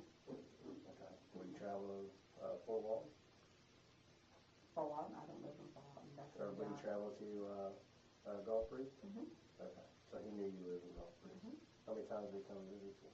Let's say from when you, like in October into Vegas time. For 3 months, how many times did he come visit you? Geez, more than 10. More than 10 times? I would say at least more than 10. Okay. How many times did you go to Panama City? Maybe three, four. 3 or 4 times? Mm-hmm. Did you ever go to his beach house? That's his beach house in Panama City, yes. I would say that. You would say it with him? During a week or weekends? But I remember it would be on the weekend. So we're getting into January. You guys traveled out of Miami together. Mm-hmm. And according to you, that's kind of when you started going Mm-hmm. full effect. Mm-hmm. Tell us about that. About the relationship or the trip? Sorry. Both. Um, January until like where we're at now. What does your relationship turn into? We shared a lot together, like, you know, we had so much in common, you know, so we got along really quick. And it wasn't like more so love, it was just a relationship, you know what I'm saying? Like, I won't say anything serious, but we traveled a lot together. But however, you know, I have my own life too, so I have other friends as well, you know, so it wasn't like he was my main priority, no. Um, we went to Miami together, we went to Biloxi together, he used to come to my place a lot. We done some gambling together. When we go to Miami, we would go to nightclubs. Um, he would take me shopping. Yeah, he would take me shopping, dinner, the whole shenanigans. Yeah. Okay. When did you guys go to Biloxi? Was that after Miami? I have to look. Because I also have, let's see, we went to Biloxi, let's see.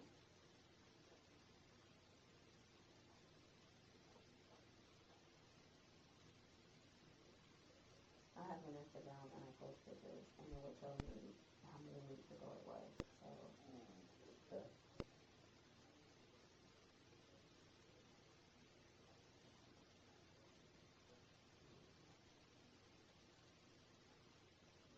it's going to take some time to go back.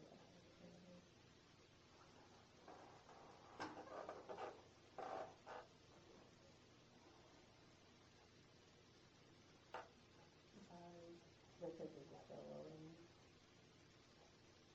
Okay. I'm just So you guys, gonna let that one. yeah, let's get one from there. So after this time that you went to Miami, your relationship kind of blossoming, Yeah. blooming, moving forward. Yeah.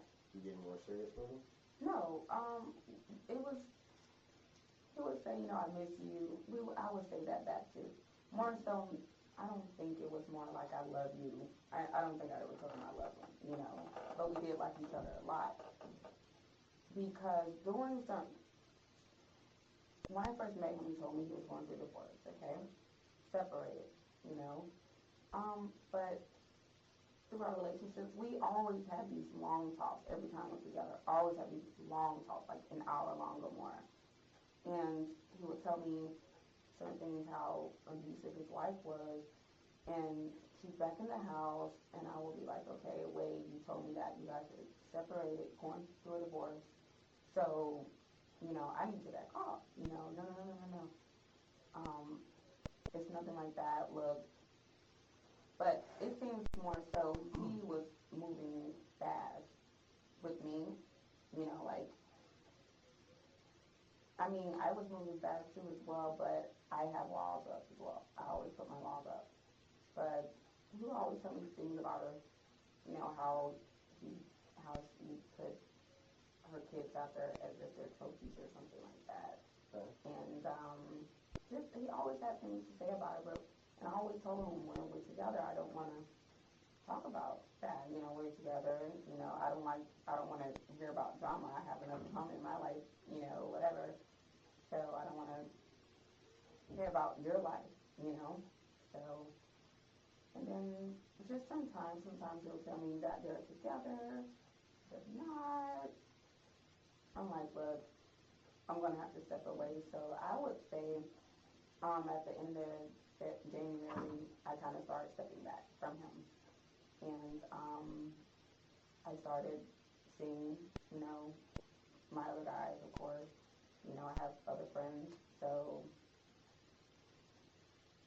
I don't think he took that seriously. I mean, he didn't like that. So, February, I started doing more traveling, you know, without him. And I did get worried because normally he would text me, you know, but text her here, hey, how are you doing, whatever, you know. Um, I did call him a couple of times and no answer. Mike said, thank you, bye. Like I said, Let I me, do have, let me ask you this. What was the last, so you kind of backed off of February? Yeah. January. I What was the say- last time that you guys took a trip? Okay, the last time we took a trip together, I take that back, was, because I just thought about it, sorry. We went to the Super Bowl together, okay, so that was, the Super Bowl game was in First week in February. second, so we went to the Super Bowl and then go together, So you were together the whole weekend? yes. When'd you come back? Okay, this is what happened.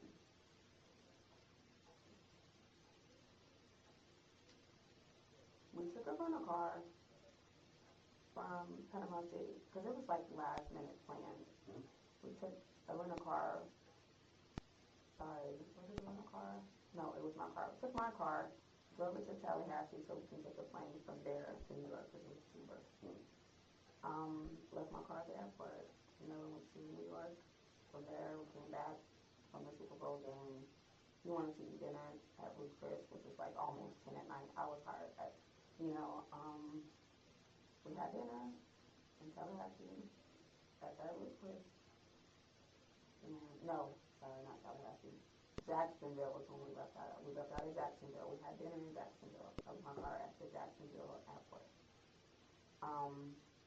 But we had to stop through Tallahassee so he can leave his truck there that he had from Panama City we left to go to Tallahassee to drop off his truck, which I followed him in my car. Okay? So from there, from Tallahassee, he jumped in my car to go to Jacksonville. That's the plan. So, and then we came back to Panama City that night, maybe like 3 in the morning from our trip, because, the drive is pretty long. And that was the last time I saw him. That was the last time I saw him. Monday at 3. I'm sorry? The day after the Super Bowl, 3 in the morning. The day after Super Bowl, yes. February 3rd. I would say 3rd, 4th, because, yeah, we left that next day, 3rd, yes, yeah. And you hadn't talked to him since then as well? I have a lot of missed calls from him. I have a lot of voicemails saying, hey, please answer your phone, can you talk? Please answer your phone, can you talk? I have them. Okay. Was there a reason that you haven't, that when you got back from the Super Bowl that y'all didn't? Yeah, he called me and maybe the day after when, maybe the 4th or 5th maybe, said, hey, have you been posting pictures? Do you have a Facebook? And I was like, I don't have a Facebook, but I have an Instagram, and yes, I do post pictures, but not of you, I did post a picture on Instagram with me standing in front of the stadium, so I don't know how he found that out, but he was like, well, my wife said you did this, you did that. I'm like, are you sure? Because this is like the closest thing you ever told me about her that, and other than that, he's never told me anything that she said about me or whatever. It's never been that. So I don't know if he really looked me up or saw, itself and tried to blame it on her. So after that, I was like, again, sorry, it's too much for me. So that was kind of the reason. And then I started, I just kind of pulled back and started hanging out with my other guy friends, traveling with them, and so forgetting about him. Specifically, though, you said, my wife said you did this and that. What is this and that? You did what? No, What was he alluding to? saying that how she found out that I went to Super Bowl with him. Because you told her? no, I never talked to her. Right. He was saying that the picture I post on Instagram, okay? So he was saying that somehow she knew he went to the Super Bowl, of course. But there's a picture of me at the Super Bowl, okay? So, Gotcha. yes. So you don't want to get caught up in it anymore? You're kind of No, fine. but he does have another friend, guy friend, that I know that he knows them very well, he and his wife. So, he was a very close friend to Adam. Mixed guy, black guy. Gosh, I forgot his name. Oh my gosh. Kendall? Kendall. Yeah. How do you know him? I met him. He brought Adam. Sometimes Adam falls asleep behind the wheel. I sometimes think that Adam has a problem with, what do you call it? He falls asleep like that. What is that called? Narcolepsy. Yeah. Yeah, I think he kind of has that, because sometimes he would be driving me 10 minutes and he's out like that. I'm like, hey, wake up. So Kendall would drive him everywhere, and that I knew of. And Kendall drove from here, I'm not here to Capri, and dropped me off at my house. So you met him through that. Mhm. What was your impression of him? Adam told me a lot of negative things about Kendall. That he's a manipulator. He conned him out of thousands of dollars. He would take care of him, basically, he and his wife, and Dude, Kendall. Adam would take care of Kendall, or Kendall would No, take care Adam of would take care of Kendall. Like Adam told me that he given Kendall so much money throughout the years. And I was like, well, that's not a good friend. I would even give Adam advice. And it seems like I have more sense than Adam. Sorry to say that, but yeah, he said that he's always asking for thousands of dollars per week or a month, and Kendall had a job working at some kind of sports places. I don't know, something like that. Or this is what Adam told me. Yeah, when I first met Kendall, I just kind of, that's it, hi, here's Kendall, and Kendall just drove off. The second time I met him, because he had to come back and pick Adam up to take him back, we had lunch together at Ruby Tuesdays in Buffalo, and he seemed kind of cool, but certain things he would say at the table would be, how old are you? Really? You're not 20? Are you 21? I'm like, no, I'm 28, and he would say things like, well, I'm going to give you a lot of awards and all this kind of stuff. I'm like, then after that, I kind of got what Adam was saying, because it seems like if Kendall had I guess, another lifestyle as far as kind of like the same as Adam, gambling, so.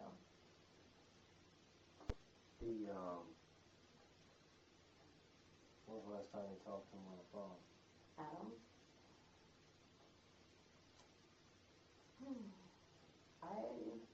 Maybe sometime in February. Like I said, I'm assuming the last time I talked to him was after the Super Bowl talk we had about his wife saying that she found out, but I think he was lying. I think he somehow found out through maybe Kindle, or he researched my Instagram page, because I did tell Adam that I have an Instagram page. You can look that up,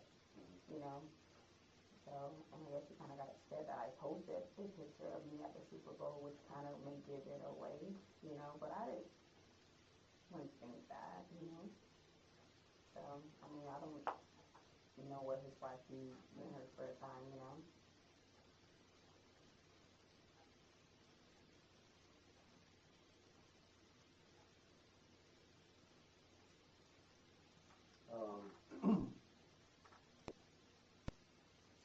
So you think you spoke to him on the phone sometime in February? Yeah, I think that was the last time. My opinion. Do you want to know the voice messages? Oh, of course, but I was just trying to That's what I'm guessing. I'm not pretty sure, but I'm guessing sometime in February. When did you go to Dubai? I went to Dubai. So we're talking about the country, correct? Yes. I got a last email from him, maybe the 7th, I went to Dubai on the 19th Mm-hmm. of February. One second, let's see,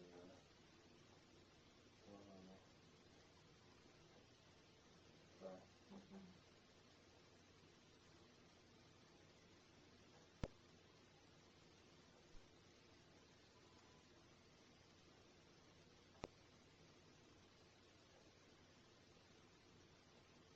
This is a continued interview.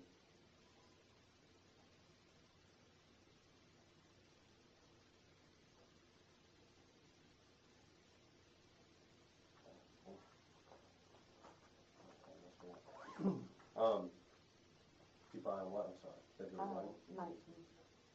You left on the 19th, Mm-hmm. and when did you come back? I came back on the 23rd.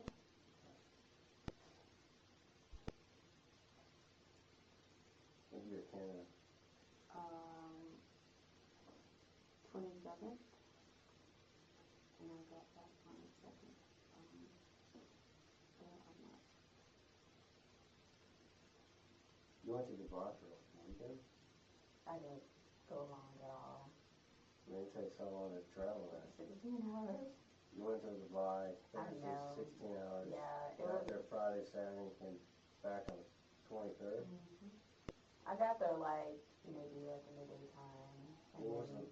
It was like a day and a half I spent there. Literally. Yeah. What was the reason that you were there? travel? No, it was a good friend of mine that I've been knowing for a while, and he had a business trip there and invited me. So I was like, why not? I always wanted to go. So. I couldn't stay long That's a anyways hell of a- because God.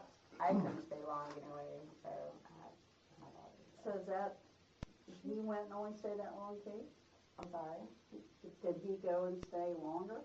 He stayed maybe 5 days. So. Wow. So you get a Super Bowl February 2nd, Mm-hmm. Dubai the 19th, Canada 27th. Did you go out of town any time else in February? I'm just talking about like out. Oh, the Dubai and Canada trip wasn't with him. Wasn't with Adam. I know. I'm just asking you, did you travel anywhere else? In February? Yeah. Mm-hmm. Not that. Nope. Okay. Mm-mm. When you spoke on the phone, you said that he called you on the 22nd. Mm-hmm. I have one more call. Can I see got that? back to the hotel. Oh, I went to my Verizon, the branch yesterday to get that statement. Mm-hmm. They said I have to have a police there warrant. Yeah, don't whatever worry about it's that. named. Yeah. Hey.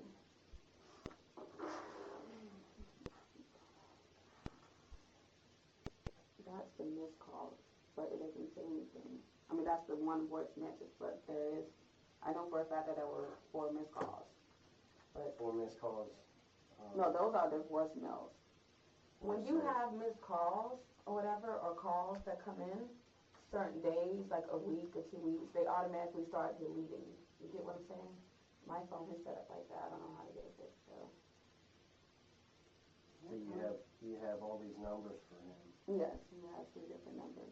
Okay. Which one would you speak to him the most? All of them. He call you from all of them?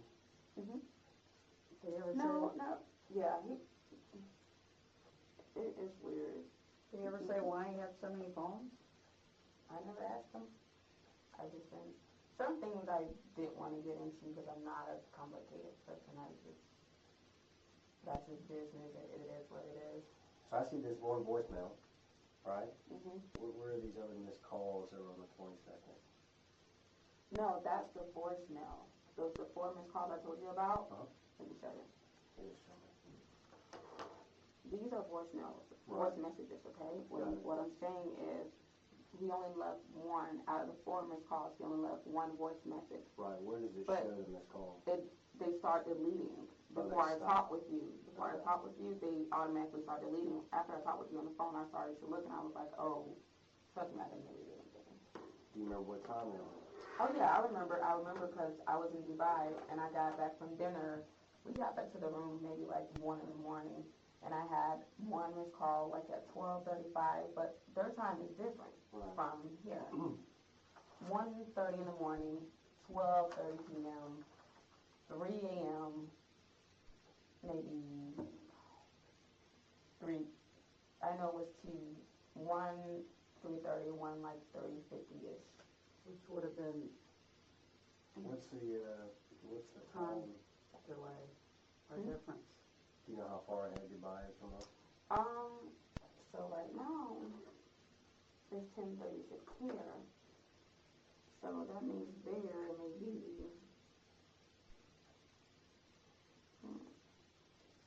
10 at night, I'm guessing.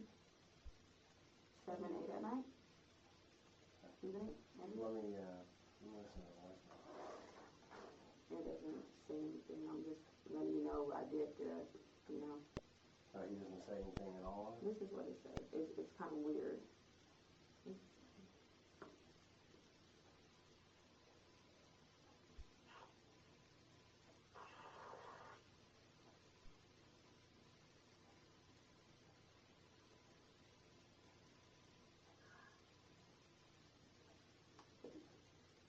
And I have, These are all missed calls on the 7th. those are February. So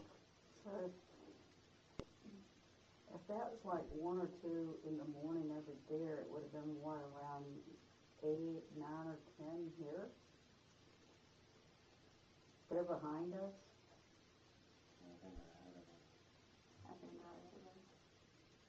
If I'm not mistaken. Yeah. They called you on Because when I got back from the room, my phone doesn't work, outside of the room because I had my Wi-Fi set up on my phone at the Send room me we're text at. messages. So when they go to the text one. Yeah.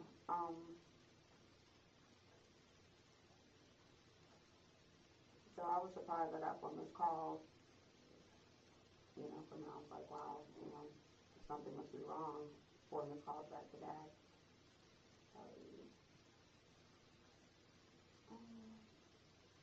What is it doing? Huh?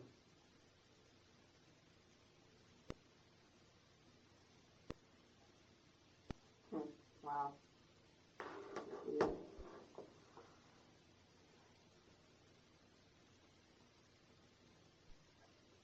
It's so weird. It is showing me dates. I've never done that before. Let's see. Wow.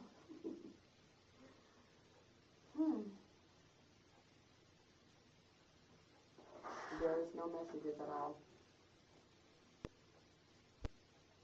That is so weird. Yeah, you just saw the message. Yes, How long ago? last night and today. Because I wanted to show you a text message in one of the numbers. Do you remember what it said? No, I was just, showing proof that I did text him back 3 times on, when I got back from Dubai around the 24th, 25th, saying, hey, what's up, did you call? Hey, did you call? I got a missed call from you. That just went off. Bring it back up. That is so weird. Bring it back up again. And when did you drop your car? When I got out the car. Today? Mm-hmm. Oh, you just cracked it. Yeah. Oh, Yeah. Okay, there it is. Wow, that's crazy. Okay.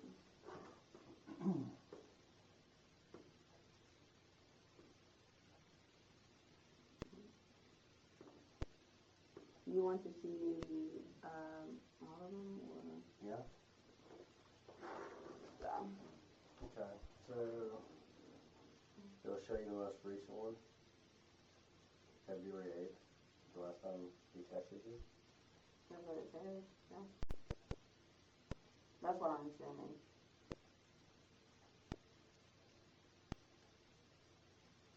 No, the last time I texted him was maybe a week ago. Are you, But are you, that's are not. you green or gray? I'm green. When did she call you? She would. And why does she have your number? He told me that she took his phone, and started calling all the numbers that he had in there. Okay. You know, What was the conversation with him when she called you? no, he told me, look, if she, calls you, don't answer. And I was like, look, I have to take up for myself. I'm just not gonna, So I was like, look, if she calls, I'm gonna let her have it. I'm not gonna let someone curse me out or whatever. So.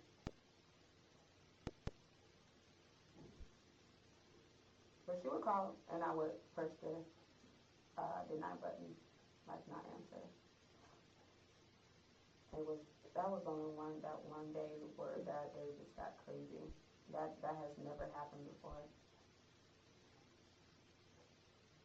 Did you guys ever meet face to face? Her and I? Mm-hmm. Oh, never. We never met. Never met. There's some things he would tell me about her I wouldn't want to. There you go, the other one. What do you text you from which phone number most? All of them? No.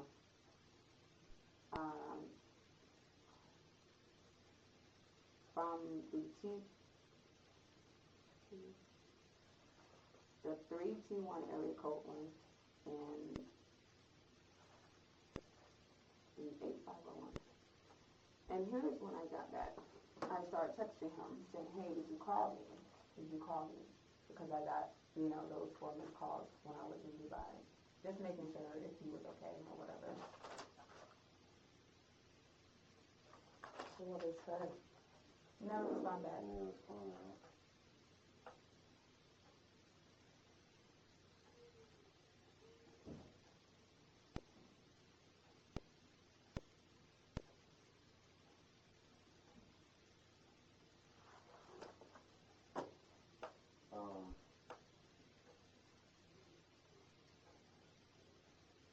Have you ever met his wife? I never met his wife. The same things he told me about her, I wouldn't want to do.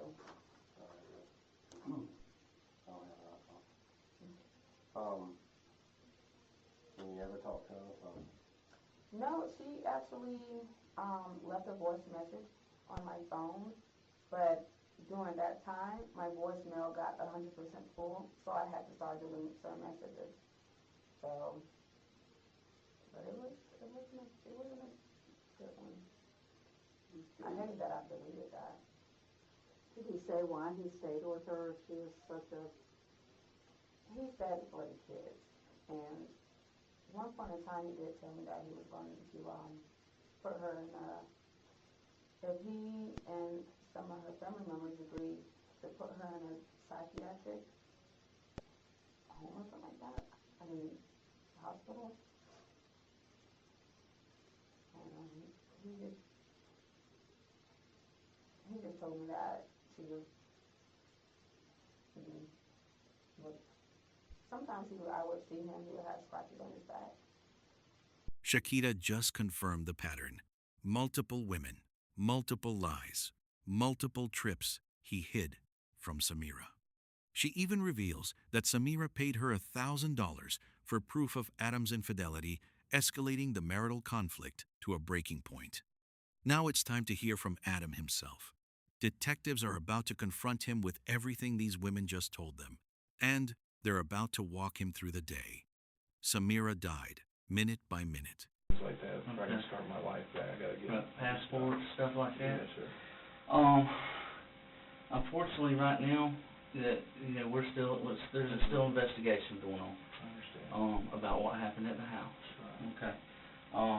Right now, today I can't release that. Okay, that's what we just wanted to check. It's still here. Okay. It's still safe. Obviously, hopefully our part of that will be over, before too long. But the stuff that was, the property that was seized is here. Nothing has happened to it. We haven't gotten rid of it. Go ahead. I guess I'll just have to get a new phone, I guess, and so if that's the case, I don't know. Obviously, there's still some, the investigation is still going on. and there is some, if you're willing to, I'd like to talk to you about it, but that, I mean, No. that's, No, I just want to get, Just a problem. I just Okay, want, I understand. I don't want to get on. I understand my wife. completely. Where's your kids at? They still with dad? Or brother? Brother, yeah, so. Okay. How's brother doing? How's kids doing? Well, like I say, as far as put down, you know, they're doing well. Okay. I'm in good hands with him. He's a good. Yeah, he is. I mean, Okay. you know, Yeah, your he's dad's a good. great guy too. Yeah, You're they're the- good people. We're all good people. It's just Right. it's unfortunate. How's the kids out, how are they doing in Nebraska? Well, I guess so far so good. You can get see them soon? Well, I'm hoping to see how this works out. Right. I mean, I don't know where to be elated or cry, because what I've been through the last 2 years is more than any man can take. Right. It's a big travesty and injustice, and I've just lost trust in the system. So, that's all I can say. Right. Get out and Oh. get my life back. And miss my wife so bad. It's my baby. Did you get out this morning? Yeah, just a minute. This afternoon, I hope it's good for lunch, but. Well, yeah, like I said, you can check that one on the property. I appreciate it. You're welcome. Today is Saturday, February 22nd, at 11:38 p.m. Here at Bay County Sheriff's Office, reference case number 14-20835, talking to Adam Frasch. Present is Sergeant Bryce Google.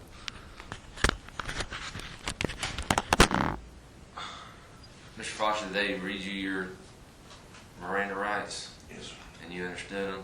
Yes, sir. Those rights, you still want to speak with us? Yes, sir. Well, I already know a little bit about all the issues that you and Sim have had, okay? Because we went over those pretty much in length last time that we spoke. Let's go over what transpired these last couple past days.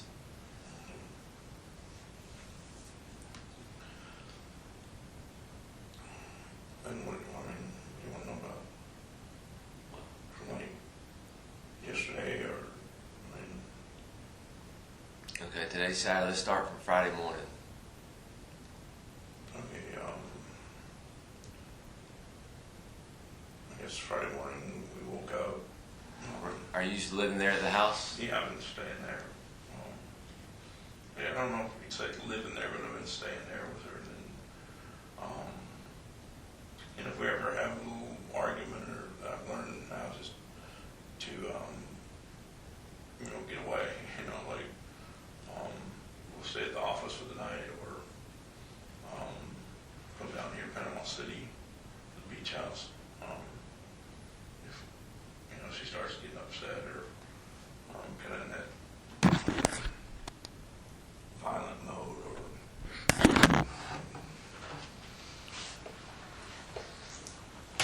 All right, so Friday morning you wake up and what?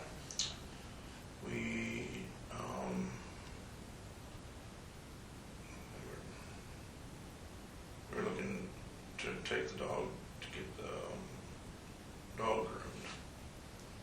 She wanted to get her little puppy, well, I guess she's a little dog, groomed. And then we got the girls together. We drove to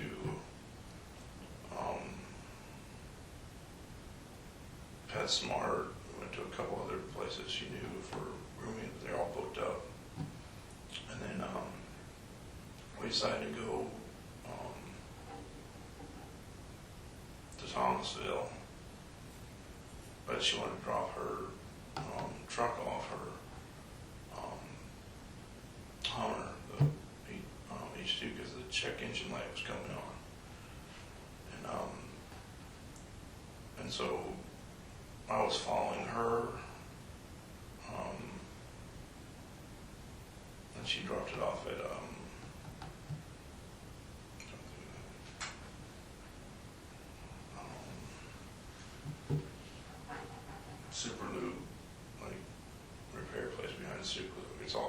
the same, Where at? on Thomasville Road, Okay. north. Right there by Bannerman Road, close to Bannerman? Correct. Okay. We're dropping off there, and then I had a rental. Excuse me, Suburban, and so we took it up to Thomasville. Then, What time was that? it was close to lunchtime, a little after. And then we ate lunch at Jonah's together with the babies. That was also around 1 o'clock or so in Thomasville. Then we drove, I think, to work, 2 places. Yeah, I know in Thomasville, you remember they were busy that day also. Then, what did we do?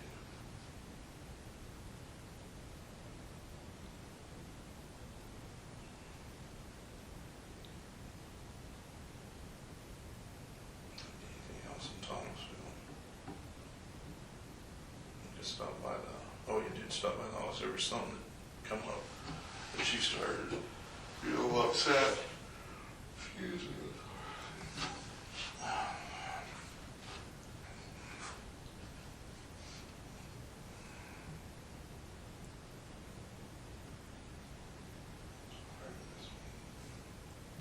What did she get upset? She said she got upset in Thomasville? Yeah. Okay, what was that about? She said that some of her stuff was missing, and where I put it, or where I had taken it. Sorry. I told her, sorry, baby, but I don't know where it's at. I didn't remember. I mean, it's been like months ago, when we had the first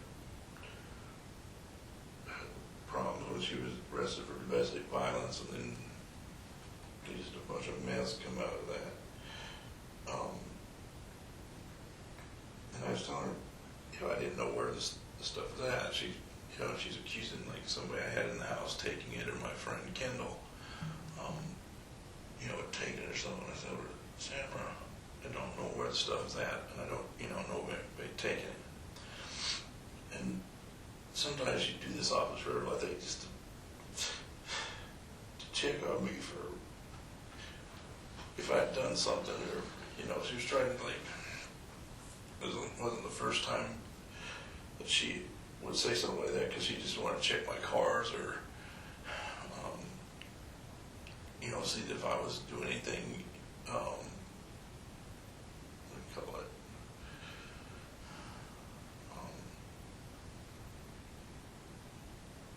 Out of character, she just wanted to, I think, go through my stuff, so I took her by the office. She went through the cars that were there. She went in the office, checked everything up. But when Samira did it, she wasn't I don't think she was really looking for anything of hers. She's just looking through my stuff, to kind of see. So, I knew when she's in that kind of crazy bipolar mode, just let her go. Don't, get her upset or something. And plus, then I won't be able to spend time with her and the babies. I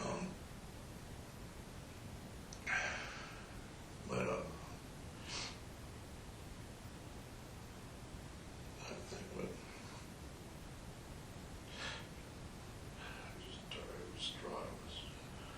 What time did y'all get back to Tallahassee? I think what time? It was probably 3, 4 o'clock, somewhere in that range. What'd you do when you got back? We dropped, Bella off at the house. Drop who?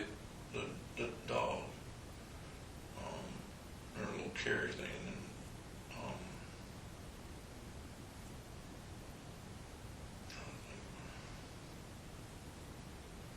then we stopped by the front, gate,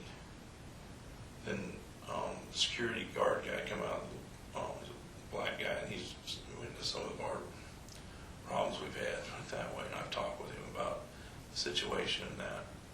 And he came out and opened up the gate, and he said, well, how y'all doing?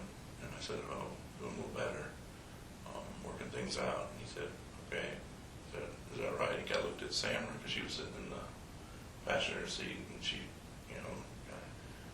acknowledged yes, and smiled to him and said thank you or something. And then we went to the house there in Golden Eagle on Inverness, and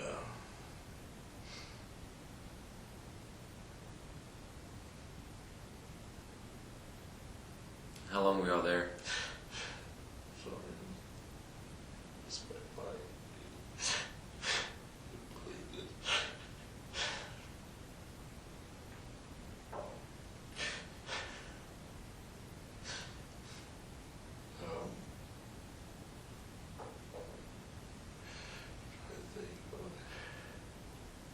It wasn't too long.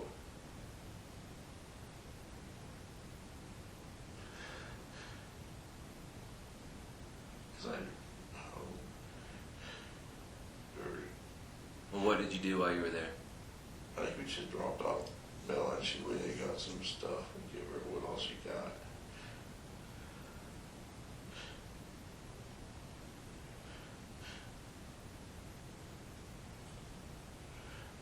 I remember, she dropped off some dog food and that she bought at one of the little pet places right by Bonefish earlier in the day.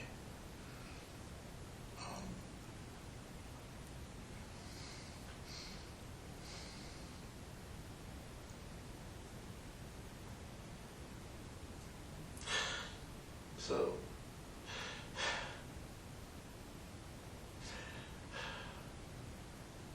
sorry, it's very loose.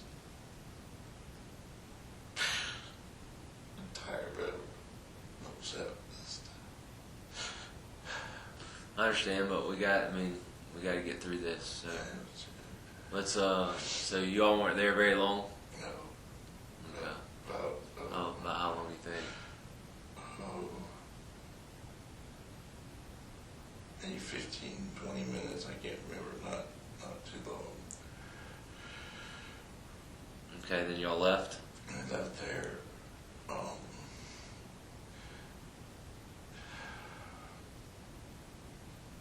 to just keep remember this. We left, and then So Samira and the kids and all left? Y'all all left we're all together? together in the Suburban. She wanted to go by my Lennox Mill House and check the cars out there, and she didn't really ask to go in the house, which is kind of strange.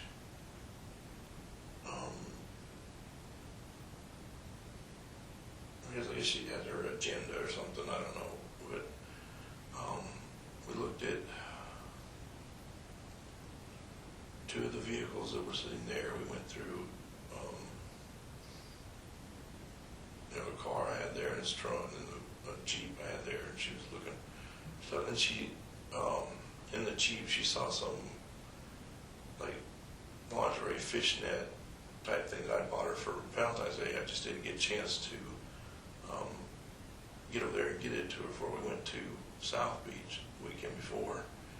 And then she kind of jumped on me like, oh, who is this for? Who, and I told her, and I bought it for her for Valentine's Day, but, and then she like grabbed it and said, oh, and like, she's gonna keep it like she had some evidence against me or something, and I was like, just kind of just blew it off and said, okay, whatever. Then, and she took that to the Suburban, and I don't think we did much after that. How long were y'all there at that house?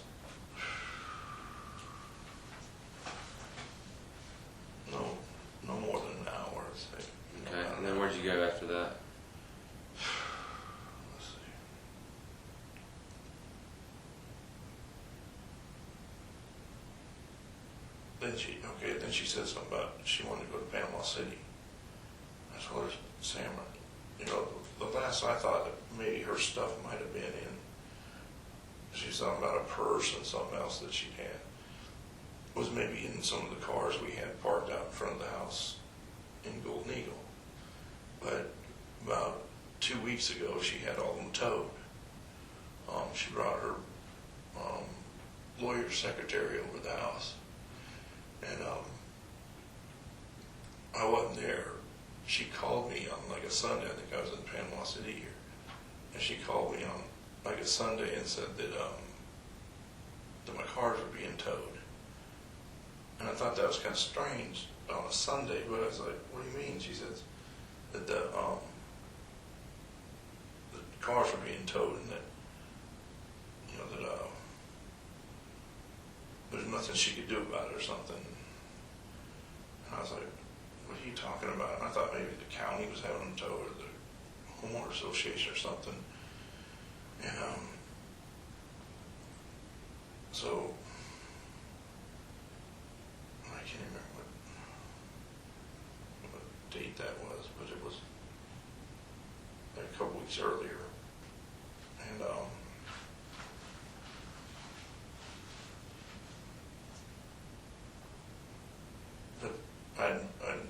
she told me that the home association was complaining because if she had people come over and in her part in the driveway they had too many cars, which we've had a complaint that before. So I went over there, I guess in 2 weeks before, 3 weeks before, and moved a couple of them with a friend of mine. But she doesn't like this friend of mine because he testified against her in an injunction hearing or something. So let's get back to when did y'all go to Panama City? Yeah, well, like I said, we went back to Superlube, and they said that, you know, what was going on with their car. The check engine light was on, and she had she said a shaking or vibration of the tires. But they didn't get around the tires because they're too big or something to put on their machine to check out, so they couldn't do that. But they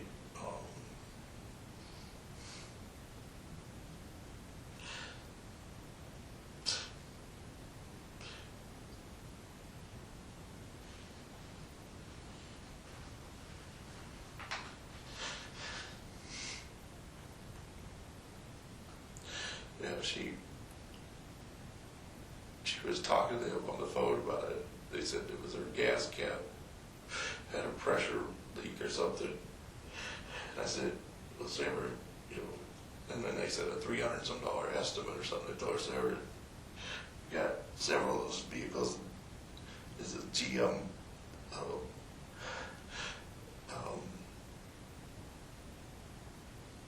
gas cap. And it was locked. It was locked. But I said, we can try just replacing that and see. And that was what they were, you know, they were in charge of her for, and then some other pressure relief valve or something. And I thought, well, for that kind of money, let's just try getting a new cap for it, which they couldn't get that late in the day anyhow. And I just told them, you know, we'll just take it, and then next week, if it's not, that doesn't solve the problem, we'll bring it back and get the pressure relief valve or fixed. All right. So what time did y'all leave Tallahassee? Go to Panama City. Let's see.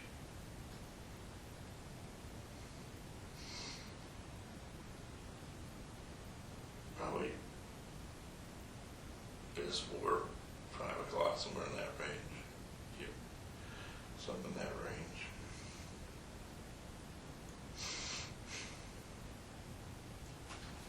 And then what? Once you get to Panama City, what? Yeah, we drove Panama City, stopped, get gas, and then it, she asked me if she could leave her Were truck. you driving the black Yeah, Suburban? if we could leave her truck there and then come back and get it later, and they said that was fine. And they gave her the keys, and I had to pay $81 diagnostic fee or whatever. for them. And then,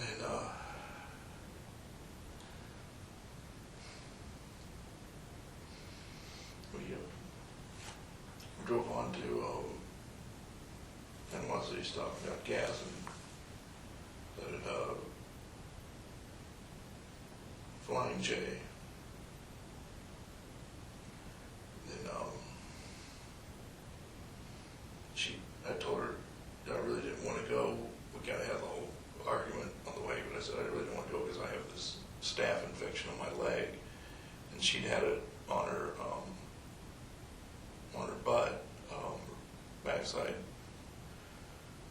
But hers was doing a lot better. Mine was still flared up and giving me problems, and I was like, maybe I don't know if I'll be able to go to Panama City.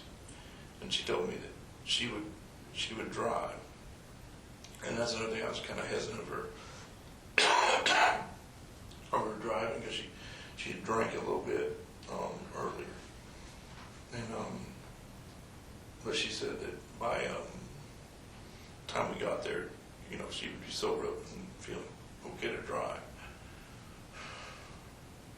And I agreed to go on.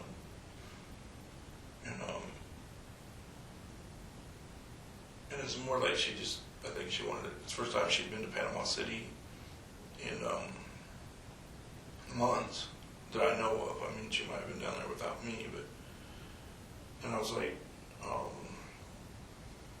her stuff wouldn't be down there because I wouldn't have ever had moved stuff from Tallahassee to Panama City since she's been there since the So the purpose to going to Panama City was to look for her stuff? Well, that's what she was wanting, or say that I may have put it there, I was kind of assuring her that there's no way that I would have, put it there, even if I, had the stuff. And I knew what she was getting at, but I just didn't want to create any waves. We were having such a good week and a good time, and things were working out better between us, so I didn't want her to go off the deep end again, or go on the crazy train on me and get upset or violent. I know she does it a lot when I'm driving the car. I'm kind of vulnerable, so she gets angry and stuff, start, hitting at me, poking me in the eyes, pulling my hair, doing things. I mean, there's been multiple witnesses of this, even when people were in the car. And I thought, that's what she was going to do, start going on that again or something. So, and I don't like her doing that, especially with the babies in the car. She did pretty good. She was bringing up the past a little bit about things that would, had upset her, but she didn't really go too violent or anything on the road. So what time did you get to Panama City?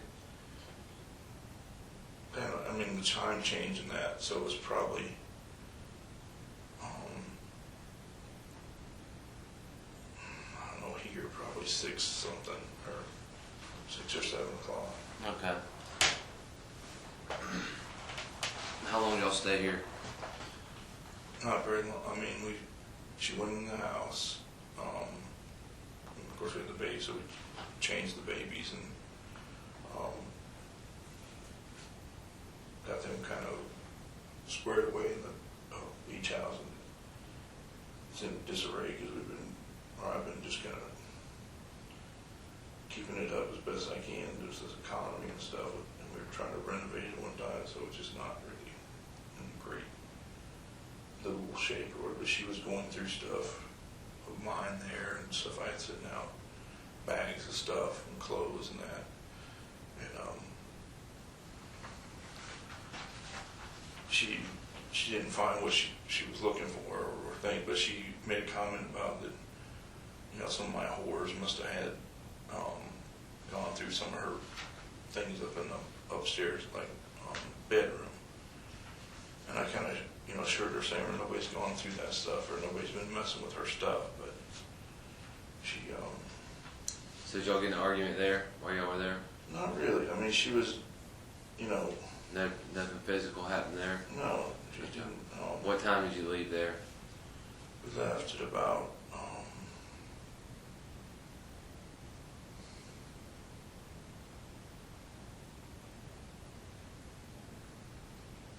think it was probably about 8-ish or so, or I was trying to think because I made a comment to her about, you know, it's about dinner time. Why don't we stop and get dinner? She says, no, I'm not stopping. We'll stop, you know, on the way or in Tallahassee, get something quick in Tallahassee or on the road or in Tallahassee. And So y'all left, came back here? yes, I mean, came back to Tallahassee? right. And then on the way, I told her it was getting about. I remember the time frame sort of because it was getting about, you know, 9-ish something Central Time and coming over to Eastern. I told her by the time we get to Tallahassee, things will start closing up, so we won't be able to eat. And she said, well, okay, we'll stop here then or something and get some. So we stopped at Arby's in Mariana, as it was. And So where'd you go when you got back to Tallahassee? sorry, this is so low.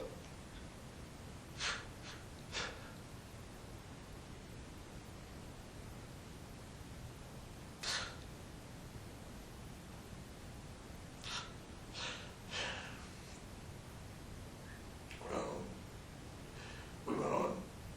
Oh, we went back to the Super Lube place. And, they got her truck, and then she made a comment like, "Don't think you're gonna be coming home." I said, "Sam, I gotta get up and get off this leg." Because she didn't, you know.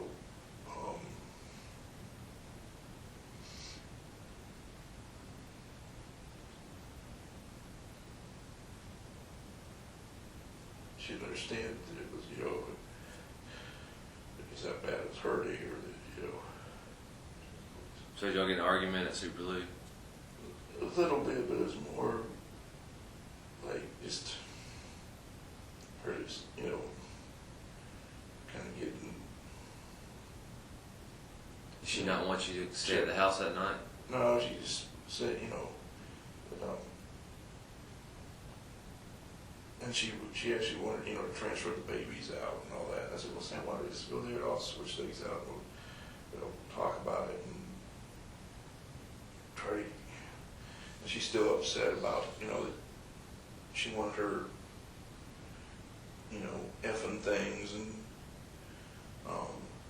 earlier in the day, that's the other thing, she called one of my friends because he was trying to call me.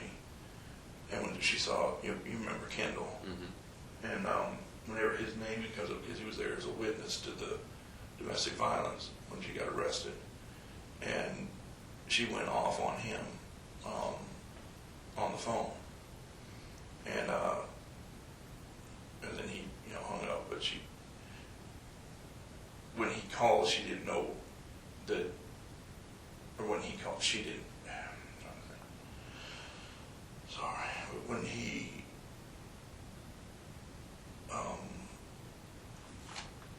called, he didn't know that she was at the phone with me. Okay. She said, answer it. You know, I said, no, I don't want to, because I knew what she was going to do, start some altercation thing. I'll show you with the leg. I mean, this guy got a stab infection on his leg. Yeah. So, You can put it back down for me. yeah, it just helps to keep it elevated. Yeah. So did you follow her back home? Yeah, I followed her to Golden Eagle and that. And then, you know, she sat there for a while, and then She sat where? out on the road like a little while, and then I didn't even notice I was following her. I was kind of tired, and then she she went kind of around the block and then sat at the front of the yard again, then went around and, come back in and then parked in the driveway.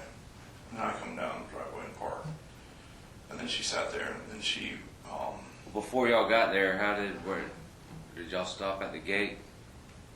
yeah. Okay, what happened there at the gate? She was trying to find her clicker, and she'd taken my clicker, the little thing you go through the gate with, or I don't know if, she didn't say she took it, I just couldn't find it in my, in the Suburban. So I got out to punch in the code, because my phone, you can page it into the phone. About the time I got up there, she found her clicker or something, clicked it, and then went on through. So then I went. Were you guys arguing then? Not really. She was just, like I say, she kind of got upset that she still wanted her stuff. She wanted her effing, things back, the way she was kind of phrasing it. I said, Sam, maybe they're in the stuff, because we hadn't checked things at the tow place yet. And I haven't got the stuff out of the tow yet. I talked to the guy and paid him. And he said that I could keep them there as long as I need to until we got, things kind of resolved, or where I could move them to. And then his rollback thing was broke down the day I went out there. It was raining and everything. When I got back into town a couple weeks ago. And he said that, for $100, he told him to feed them to Thomasville or wherever I needed them to go. And then if any of them I could drive for that we could just drive by there. And he wouldn't charge me storage after that. All right, well, tell me more about having the gate, because obviously you know that they have cameras there, Right, and you know that we've already looked at the cameras, and the cameras, it appears that you guys were in some kind of argument. Well, it wasn't really an argument. I just asked her, Sam, I can't remember what I said to her, but so I got my. Did she ever get out of her car? I don't think so. I don't remember. Did you open the door to her car?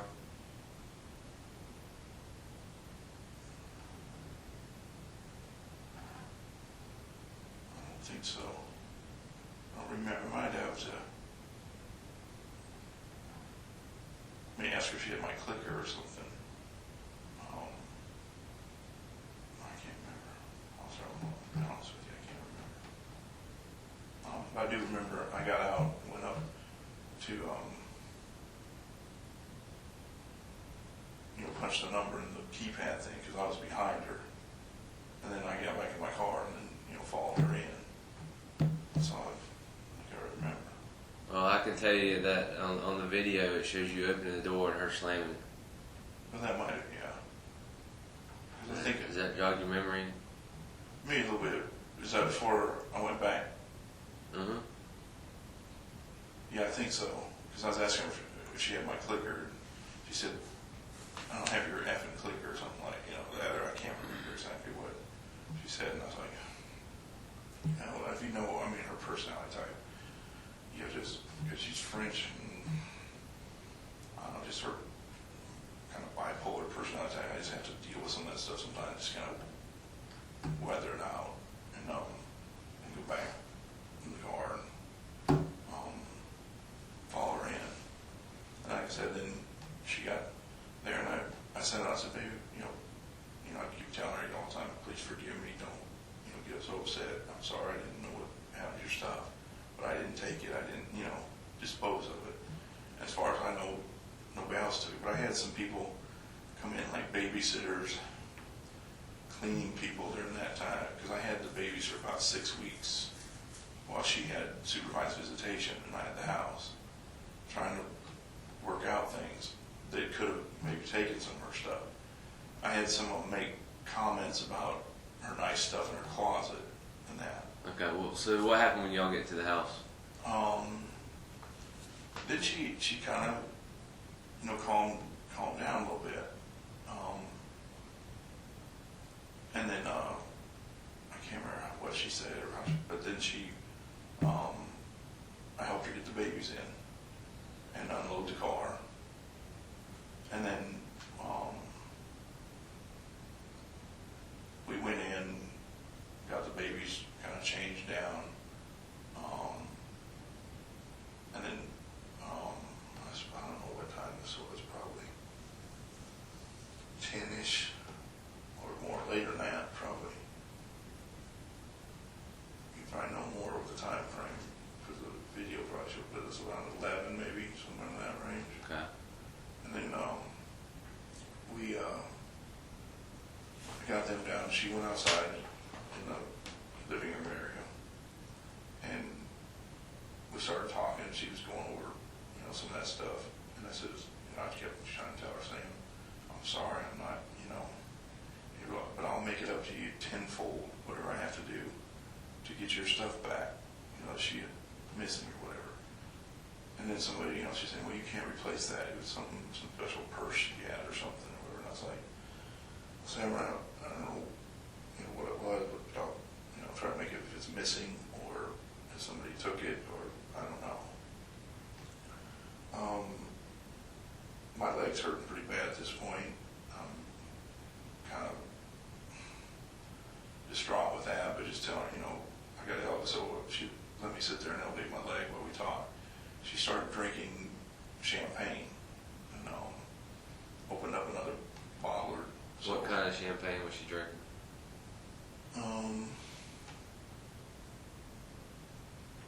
Gosh, there's so many different brands she gets and stuff, but like one was almost like a Corbel or something. She usually doesn't drink cheap champagne, but she had that. And then there was a couple bottles of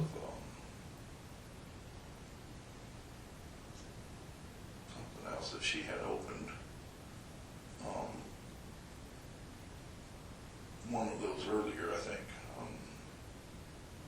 That's another thing too. I think she had some of that. We went back to drop Bella off, and that earlier in the day had something to drink. I just sort of don't like her driving, drink, but also sometimes she's drinking, she gets in that kind of anger, violent mode or whatever. Did you drink anything that night? No. How much do you think she had to drink? I would say close to a couple bottles of champagne. By herself? By herself. That night, after you guys got back? Right. At 11 o'clock at night? Right. And I always kind of would subtly get on her for that, because I tell her, for one, you got to be calm, you to take care of the babies, or help, if I'm not there, of course, take care of by herself, but also she's got such a low body weight that it really hits her more. If she drinks 1 or 2 glasses of champagne, she's nice and calm and even passionate and things like that. We have, a good evening. If she drinks 3 or 4, I'm dealing with Jekyll, or, Okay, so did she obviously had a lot of drink. Yeah. Did you become violent that night? Not really too bad. She was, actually we made love in the living room, on the chair in the living room. When you say made love, you had sex? Mm-hmm. And it was, I don't like to get in that personal, but it was what it,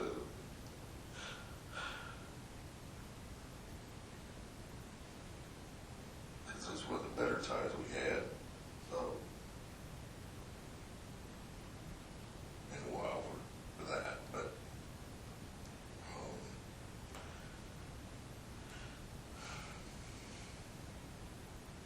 and then she just said that she was really tired, exhausted, if I would give her a break. And I said, what do you mean a break? She said, tomorrow I want a break. And I said, we're glad to give you a break, baby. I said, what do you want? And she said, just take the babies, you guys go somewhere, I want to sleep in.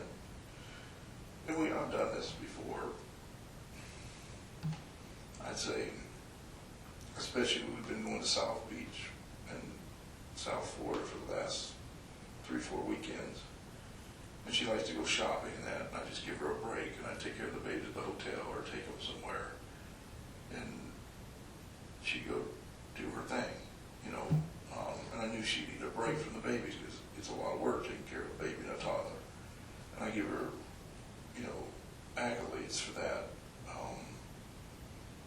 especially, it's not my gift, you know, she seems to enjoy that. And, it's more her gift, I guess you'd say, as a mother. What time do you think you guys went to bed? It was probably close to 1 or 2 in that range, Where did you sleep at? in the master bedroom. And we talked about, and then she said she was going to have Jay come over, which is Gerald, this friend she has. And that was kind of strange to me because usually she was kind of in this kind of anger, kind of I don't know what you call it, kind of a anger, upset, or accusation type mode. And after that, it was almost kind of like this depressed mode, because of some information she got from a girl earlier in the week that I dated during the divorce process. And but I, assured her when she made comment earlier about that or something before we made love that I was there fighting for her, and I didn't want this other girl, or I didn't choose her. And she has to understand that. I can't keep bringing up the past or throwing it in my face. And y'all talked about this before you went to bed? Yeah, but then she woke me up during this, about 2 to whatever, I can't remember what time it was, but it said also that one of the girls that I really didn't date her. It was like just a crazy. What time did y'all wake up?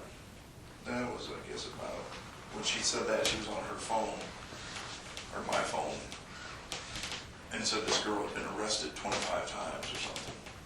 What time was that? Probably 4-ish or something. In the morning? Yeah. Okay.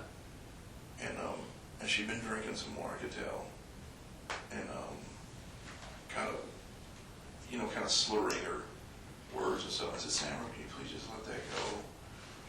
And then, she'd get on some motherfucker or something, and say some 4-letter words and stuff. And I was half asleep, my leg was hurting. And she said she'd been arrested, 25 times or something.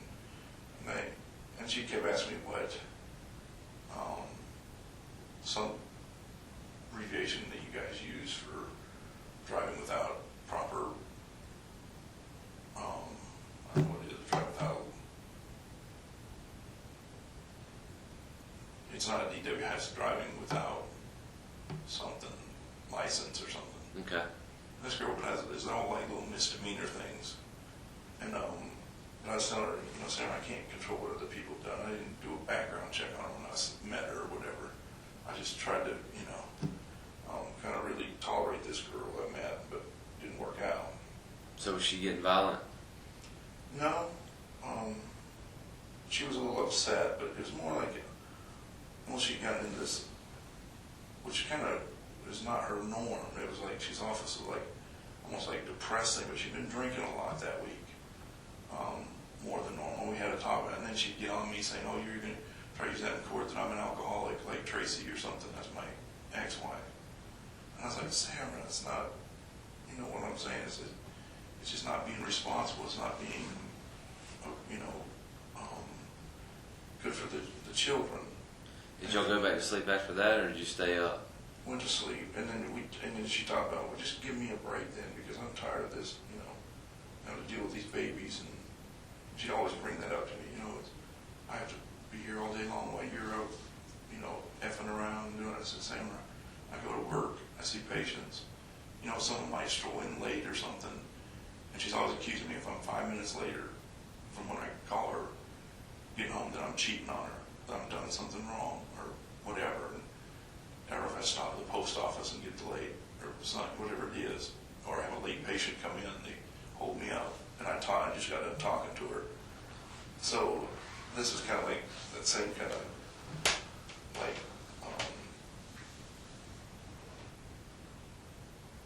an allegation, but but she went off on this girl or whatever. Then she said she wanted to break, you know, and when I get home, she'll tell me, it's kind of her way of venting, I think, but yet, I've been trying to get her help, trying to get to counseling.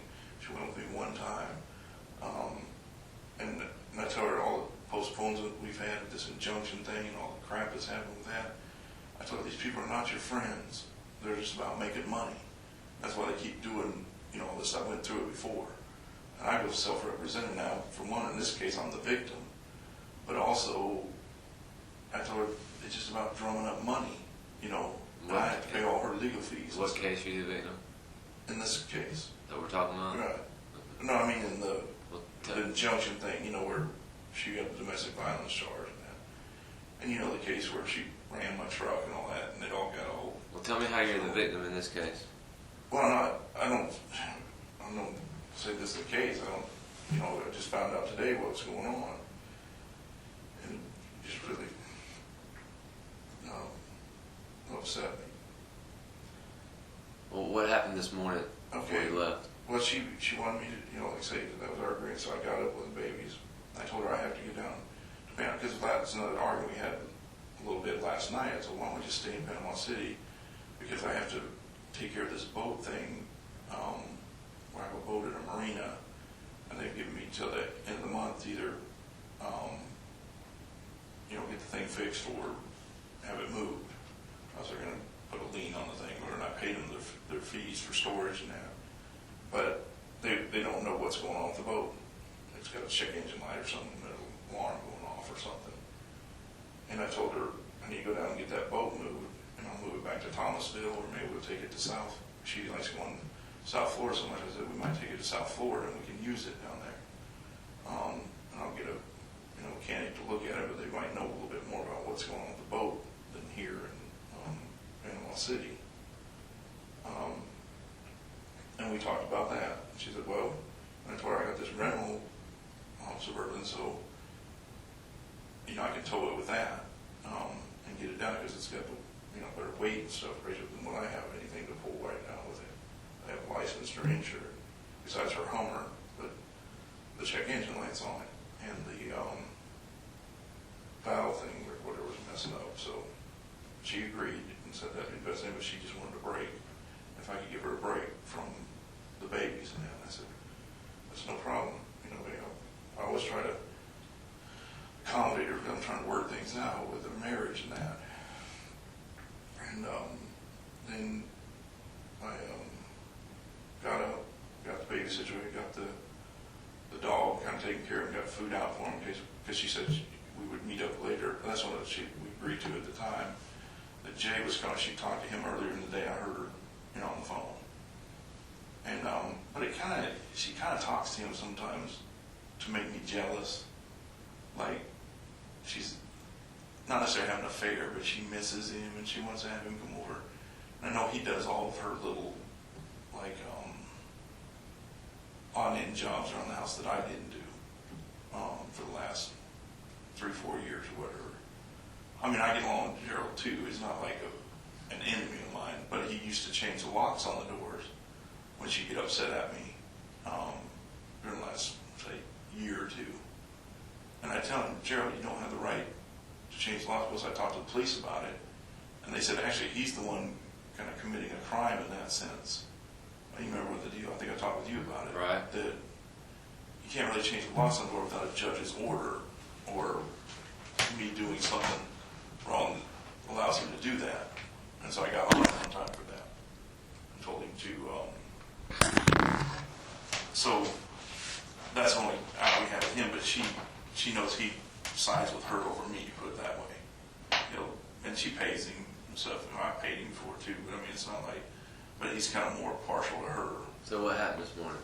And he's more, well, that's what I'm getting back to, is I just, you know, got the babies together, got them loaded up, got the car seats moved from her car to the Suburban. I still had a bunch of stuff I need to unload.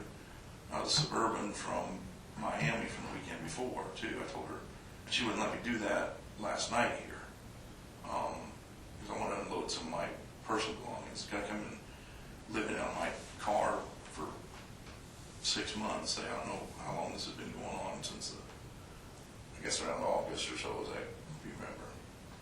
And that's where I, stop once in a while and do laundry and stuff like that. It's Panama City here, and then spend a few days a weekend to get things kind of caught up, and then get my mail and stuff going through, and then. Mr. Frosch, tell us what happened this morning. Okay, back to that. Got the, partially the babies together. I kind of just kept them in their little nightgowns. I didn't want to bother her and wake her up. Before I got them going, I got all the stuff kind of arranged for the dog. Got the dog food set out. Went out and changed the skimmer thing of the leaves and stuff in it. There was the level of the pool got down a little low. And I also had to watch that, especially if we're gone for the weekend, because if I don't keep the water dripping, it wants to get low, and then the pump starts seizing or kind of struggling and kicking on air. So Gerald or somebody had the hose all kind of sprayed out there, because he, I guess, washes off the deck and cleans it with bleach stuff where the dog's pooped, or if there's any stains where he's peed or pooped. He's supposed to use the little pads inside in the bathroom, or we call it the pool room, where there's a shower and a bathroom, and that's where when it's cold out, we let him go in, or make sure her, to get out the cold. But then sometimes we keep her in there completely if it's real cold out. We don't leave the door open, but it will leave it cracked a little bit to let her go in and out if it's temperature moderate. Let me ask you, did you guys have an altercation this morning before you even woke the kids up? No. For all that? No. Where did you get injuries from? What injuries? You have a scratch on your eye? The baby did that earlier today when we were playing around, and that's all, from that. What about your hands? Everything on the hands, got a few little scratches. Well, I guess a little kind of darkness there, but I always have a little darkness on these fingers. I'm always, messing around with stuff. What was she wearing last night when she went to bed?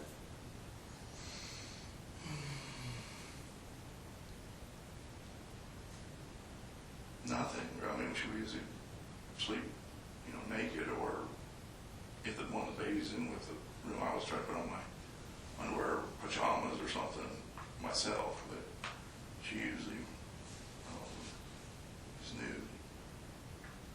And she might, wear like one of her, what's called bathrobes, or a night, like a sheer little night robe thing or something, if she's getting up to go do something in the house. But sometimes she just walks around naked. Okay. How is she around pools? She's got a phobia of water.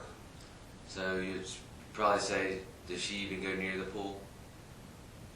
Yeah, I mean, she'll go, and it bothers me because I've tried it many times to teach her how to swim, and she doesn't want to even try to learn. Right. It upsets me because I told her, even if she doesn't want to learn so much, I want to teach. I used to be a lifeguard. I said, with a pool and having little ones, even if something happened with them where they get in the water or something, or one of the pets, she might be able to save them.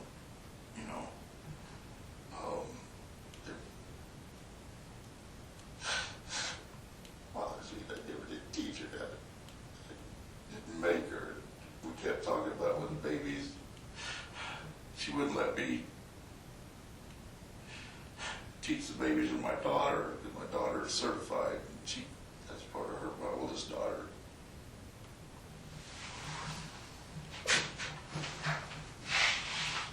She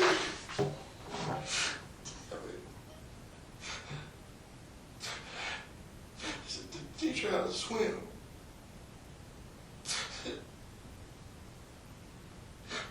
And then she made the babies to swim. She talked at one time that maybe when the babies were, if we hired somebody to come to the house and teach the babies to swim, that she would maybe go with them. But when she got pregnant, then it never did get followed up on.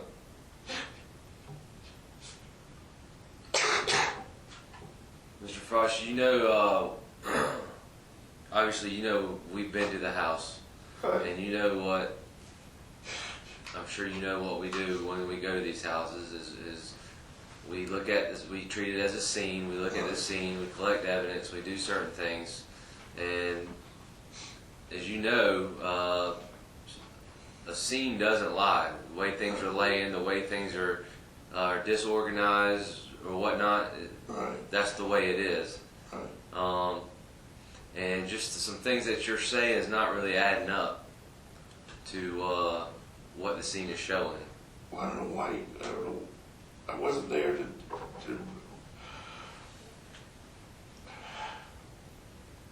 Adam, Yes, sir. look up. Yes, sir.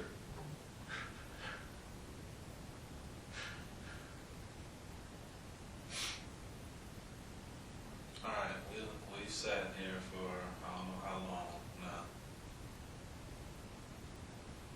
Yes, sir. We've let you rattle on and on and on. We need to go ahead and be about the business and talk. I'm telling Understand, you. let me finish. Okay.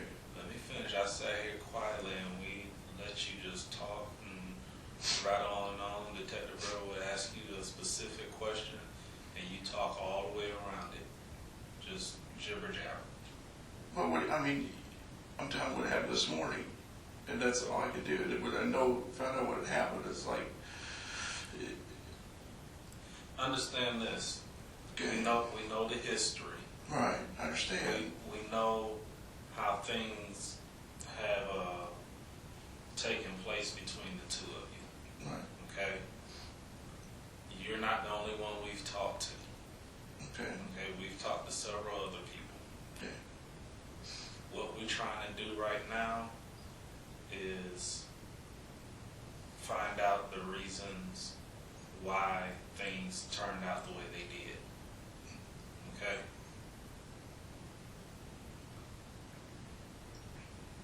You can shed some light on that. And that's what I'm trying to do, is explain all I know. It was this morning. No, you know a whole lot more than what you're telling I do not, sir. I'm being honest.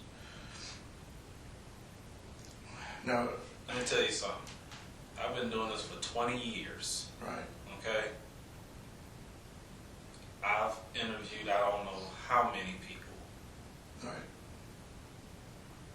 This is not new, okay? Okay. You done sat up here and broke down in your own way of crying I don't know how many times, and not one tear has dropped out of your eye yet. Well, I've already teared out for 6 hours here, sir. I mean,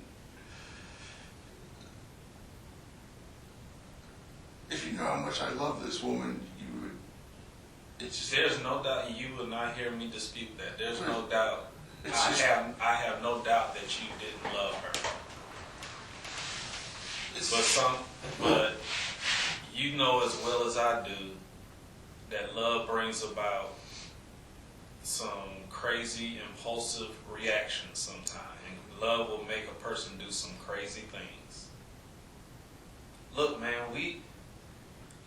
I understand. It happens. People make mistakes. People act irrationally. I can accept that. The truth But the truth can be accepted. but I never have. I've told Officer Revel this before. I've been through this abusive thing 1,000 times with her, you know.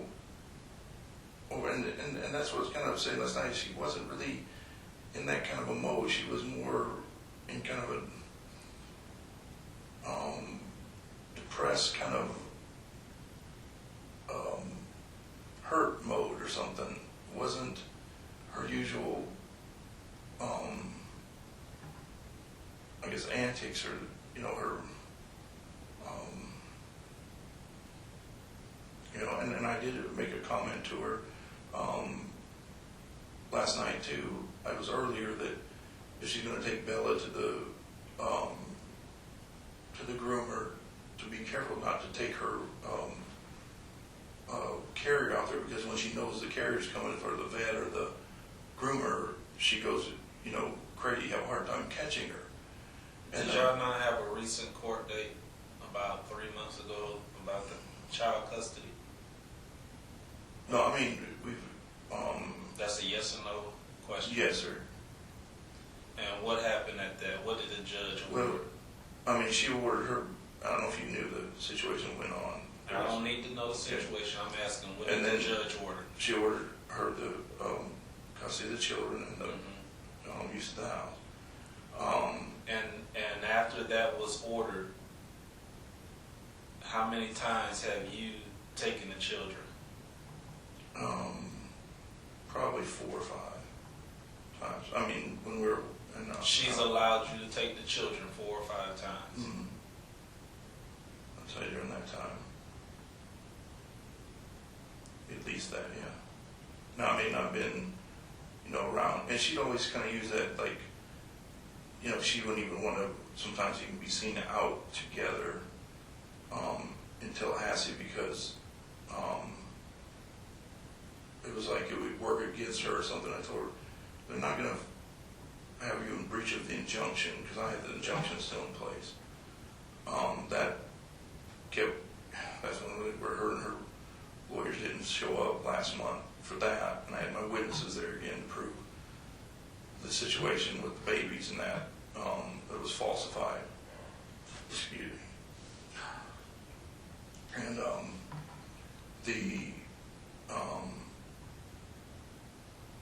and that's when we had a talk, because it said they're just going to keep postponing stuff, running it out, and you know, and run up a bunch of legal fees. She got to award the legal fees again, and that was what was weird. That hearing, Judge Hobbs, she, one time when I was out of town, had an emergency hearing within 2 days. This was scheduled for a month earlier for this injunction hearing, and also considered for the custody of the children. And that wasn't that long ago. And she gave her lawyer a courtesy call. Her lawyer's secretary, which is his wife, shows up, and they said they didn't know anything about the hearing. I'd even talked to Samira in between this time, and she knew about the hearing. And I told her that I was going to try to drop the injunction if she was amenable to us working on things and going to counseling. She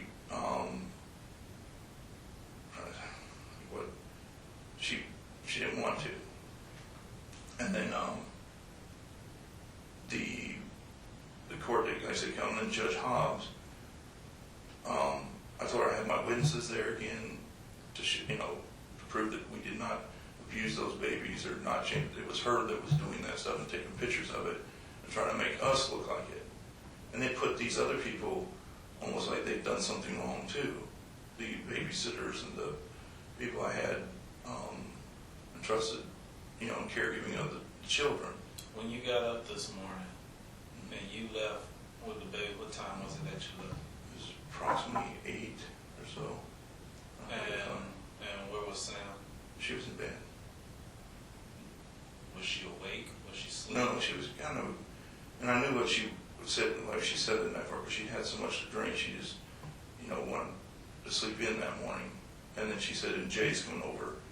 And I remember her talking to Jay about, she wanted to come over, she hasn't, and then usually, I kind of know what that connotation was, why she didn't want. Was she awake? Was she asleep? She was asleep then. She was asleep. Yeah, and kind of turned over and said, okay, better said, okay. And she didn't want to kiss the babies goodbye or nothing? No. I mean, she was just kind of had to slid her pretty well out of it. And, knowing that she was about to take them off out of town or whatever. No, but I wouldn't take them off.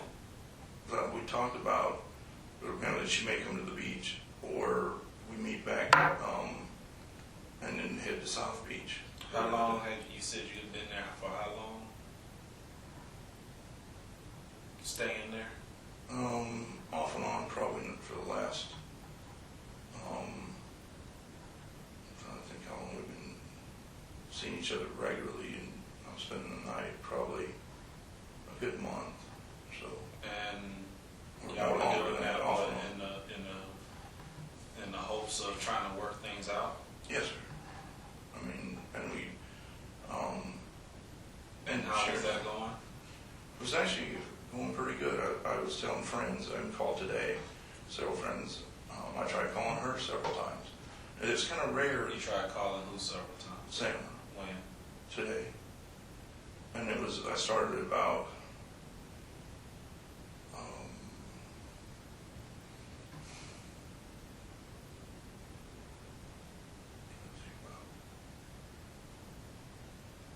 about 11-ish or so, because I wanted to call her and see if she got, up. And if Jay was there. And I wanted to talk to her too, because usually when she'd have Jay come over like this in the last, I'd say, month that we've been working things out, she really didn't want me around.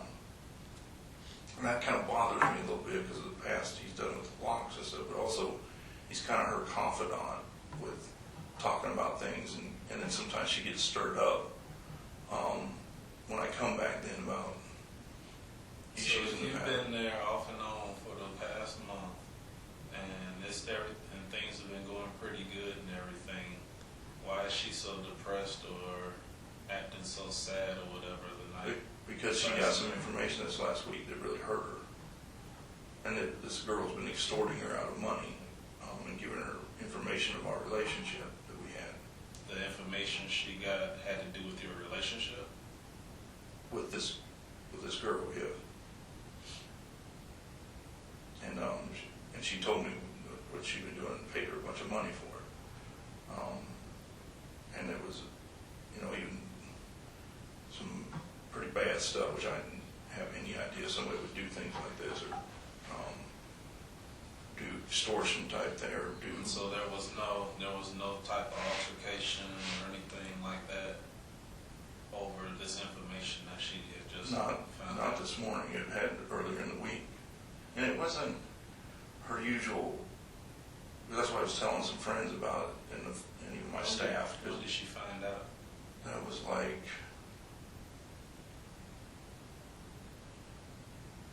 Tuesday or so, early in the week.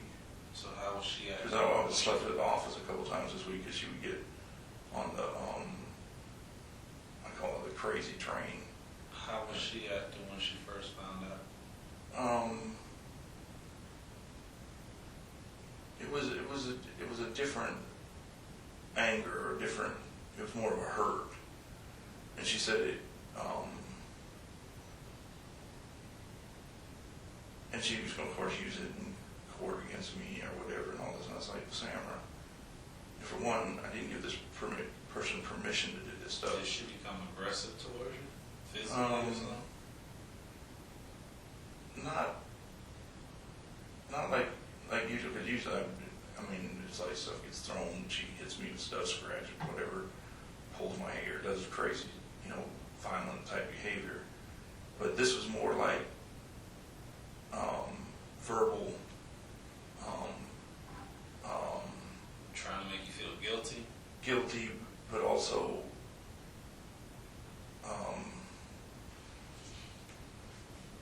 that she was hurt. It was the first time I can remember. So why did you feel the need to stay at the office for a couple of nights or so? Just because I didn't want to have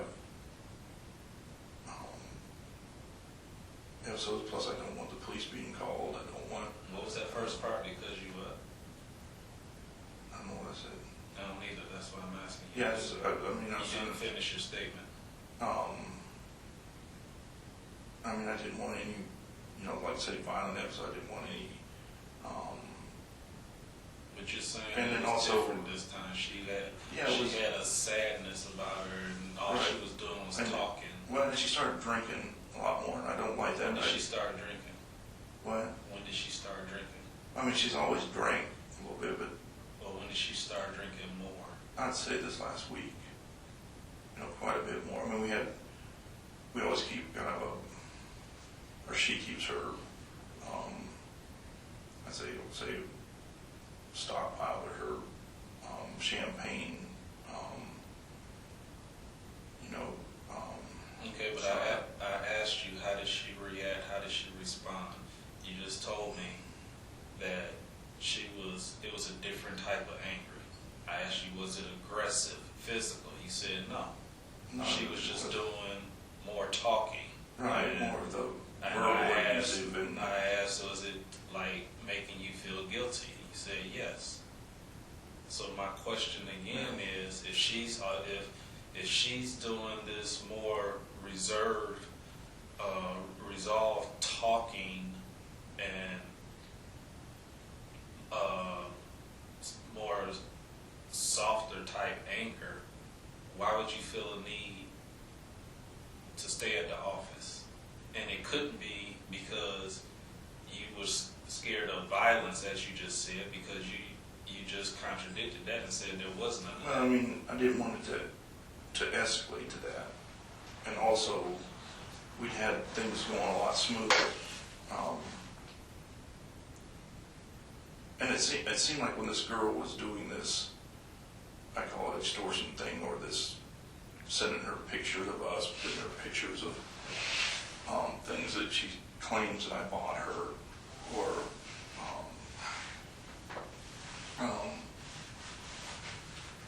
excuse me, or had done, some of those like things that she was, claiming that I'd done with this girl. It was like it almost drew her closer to me, or that she felt. Drew who closer to you? Samira. I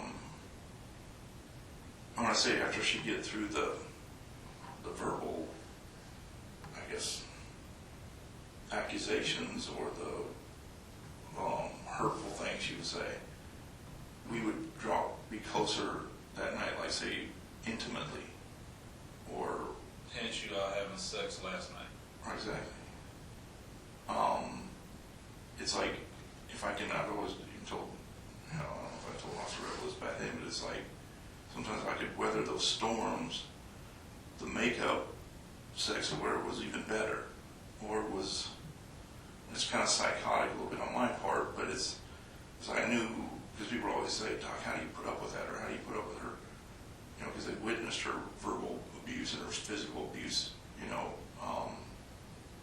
and can't, see how I stayed with her, because they've never witnessed something like that. So what are you thinking happened today? Well, That things turned out the way they did. What, well, I don't know if it turned out what it did.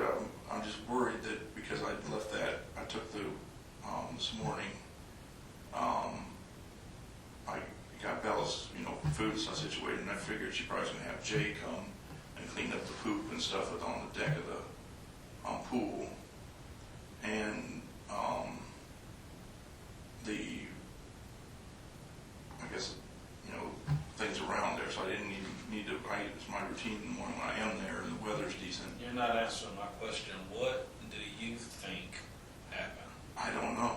I'm worried that she may have tripped on the water hose that was out there, or the poop or something, or trying to chase Bella around the pool, and fell in, or fell in. Has she ever been known to chase Bella around the pool? Mm-hmm. I mean, I've had to do it, because if you bring the dog carrier out, she's like knows that it's to go to the vet or to the. So you're gonna tell me this young lady has a phobia of the water, and phobia is a pretty strong word, meaning she's pretty much terrified of the water, and she's gonna go out there and get that close to it. Yeah, that's what, kind of surprised me around the pool. But she also knows, like, she's been in the pool before, but it's like those shallow end, you can stand up in that. But she doesn't like to, get even close to where it goes pretty steep from shallow to deep. and I try to get her out there a little bit. I wish we had kind of a transition area more where I could get her to put her head in the water and kind of, you know, paddle around and stuff. But whenever she gets out where her feet don't touch, she gets awfully, you know, upset and gets real, you know, I don't know what you call it. And it's something that happened to her when she was a young child or something, some boating accident or something with her siblings that she just doesn't want to get in, you know, in the water where it's, it all could be dangerous, or be, you know, where she has risk of drowning. So that's, like I said, there she goes around the pool all the time. I mean, walks. And we're out there quite a bit, you know, with the babies and during the summer. But we talked about the.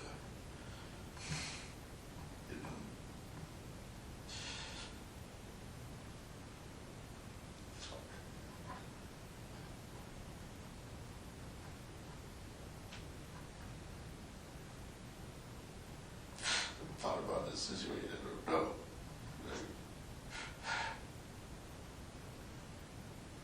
Frasch, I'm going to be honest with you.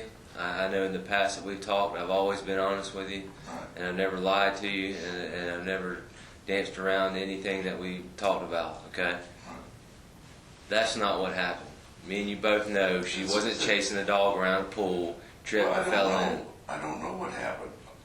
Dr. Frasch, we know you've been through a lot, okay? You have been through a lot. Even the best person in the world has a limit, okay? I don't care how nice you are. I don't care what great of a guy you are, how much money you have. I don't care about any of that. The best person in the world has a limit, okay? And when they reach that limit, they do things that they wouldn't ordinarily do or couldn't even think of doing. Do you understand what I'm saying? I understand that. And I think you reached that limit. No. It's not true. Understand that when we come and talk to you, and I'm sure you already know this, we're not going to tell you everything we know. I understand. That's why The best- if I could see the body or see what may have happened, or if there's foul play, or if Gerald did something, or if they got in an altercation, or I don't know. I wasn't there, so I don't know. You saw the body. Why are you asking to see the body? I never saw the body. I wanted to see the body. And see what may have happened to her, what's going on. You know, I know her body like the back of my hand. So it would, you know, may be helpful to find out what had happened or who may have done something or whatever. And How did you say you got that scratch under your eye? what's that? How did you say you got the scratch? The baby was playing around and she always kind of grabs at my eye and face and stuff and scratches. Which one? The little one. The 10-month-old. Right. So you trying to make me believe that 10-month-old has nails enough to make that type of scratch on your face? Yeah. So, I mean, that happened, I don't even know when that, it was either this morning or last night. When I was playing, I play with them and they get up on me and I let them sit on my chest and we play. And then sometimes she'll grab and scratch, you know, and we have to trim her nails in when they get like that because it can scratch. And I admit that Samira did. I mean, it's her really MO a lot of times to poke me in the eye or scratch, but she didn't do that. I would admit to it if it did. I need my wrist and hand, I think it's from when I was in the, when they first cuffed me. They're pretty aggressive and stuff when they come to the Panama City house today. And you know, when they put me in the original car, it was all hard, and then I had to sit on my hands. And that's when this stuff kind of happened. Dr. Frasch, what you're telling us about this morning, that's not what happened. Well, I don't know what happened. I said wasn't there with it when her situation was going on, or whatever, what happened. I don't know. And when my friend called me Kendall and told me that's how I kind of knew before even the police got there. So I mean, he wanted me to come back to Tallahassee because he said, you know, that Jay had called Juan and JB called him and said that Samira's body was floating in the pool at home. And then I was like, oh my God, you know, and it just went ballistic on the phone. And broke down. He said, do you need me to come to, you know, Panama City and get you? Or do you think, and I said, I don't know. Or, you know, try to get the babies together and see what, you know, what I can do. So What kind of person do you think you are? A good person. I mean, I try to do the best I can for, and help out people. And Does a good person take responsibility for his actions? yes, sir. Yes, sir. Do you think a good person would be able to live with themselves if they were to do something like this? No. Not at all. Do you think a good person would feel guilty the rest of their life for doing something I like would this? assume so, yes. They have conscience. Do. Well, then tell us really what happened this morning. I'm telling you what happened this morning. And, I don't know. Dr. Frasch, you just need to get it out there. I don't. Let's get it. Let's get it. Let's get it on the table. Let's quit beating around the bush. Let's quit Well, making if you're things accusing up. me that I did something, do I need to have a lawyer present? Do I need to? All I'm asking you is to tell us what really happened. And I can't. I mean, that's what I know happened. So that's where I'm at. I can't make up anything else. I can't. I try to give an accurate timeline of things. I kept calling her this morning. I know she was being upset. She'd been drinking. I kept calling to say. Yeah, the reason you were calling because you knew she wasn't going to answer. No, I didn't know she wasn't going to answer. I didn't know. I get upset at her sometimes because she doesn't turn her phone on, and her little connector thing for her phone doesn't always charge her phone. And I'll have to tell her, you know, when you get this thing message, please turn on your phone, you know, or get your, you know, make sure you keep it charged. And then sometimes, purposely, I'll call her. I mean, you can look at the call histories and stuff, but I'll call her 6, 7 times before she picks up. But I also know she's busy with the babies. She may be in another room. She may not have it, you know, on her in person in the house, so I just have to keep calling until she picks up. And then her usual answer, I mean, since we've been going through these problems, is what you want, you know, or something, where she used to be, you know, more amicable when she answers. And I always try to, you know, be very pleasant, because sometimes if I wasn't, she gets upset with that. So I've learned over the years to not, you know, talk anything kind of fearful like she does to me back, because it just causes a big phone war type thing. So the only thing you can think of that happened, how this happened, it was her running around the pool, trip, and falls in the pool. That's what. That, or she had been drinking, and I don't know, you know, going out, you know, to the pool area, to the lake area or something this morning with her coffee. She'll drink tea or coffee in the morning to try to kind of sober up. Sometimes we go out together and walk in an outside area. Let Bella out for she can run a little bit and play, and then come back in. But maybe she just wasn't. She was, you know, she'd been sleep deprived a little bit. I know because of the way the week's been going and this infection thing. She had that on her buttock area. And that's another thing I told her with the antibiotics we were taking. They're real strong antibiotics. That she drinking alcohol like that's not good because it depletes the antibiotics and they don't work. And I was concerned about that because I didn't want her having this flare back up on her, because I know how bad these MRSA infections are, because I've had one on my leg before and one on my arm and now this one. So let me ask you this. Once we get done collecting our evidence, once we get done collecting statements from other people, once we get done at your house, at the scene, processing the scene, and if it indicates that you're not telling the truth today, and that there's something more that happened, and that you're not telling us about it, what are you going to say about that? I don't know. There's an error in the investigation, or that my memory didn't, add up to exact times or whatever. But that's all I know. Understand how this works. This is not TV. I understand. Right? I understand. This is not the first 48 I understand. or NCIS or any of those shows. This time right here, this first initial interview with us is, as Detective Rose said, when you get it out on the table. Because, as I told you earlier, we're not going to tell you everything that we know. We're not going to tell you everything that we've collected.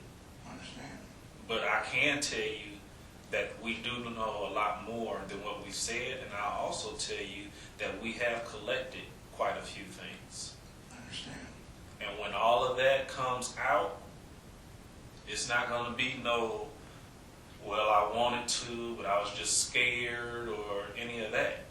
I'm telling you, dude, this is the time right now to lay it out. Whether it's, like you yourself said, you consider yourself a good person. Okay, I don't know you. I don't know you at all. So who am I to judge? It's not my place to do that.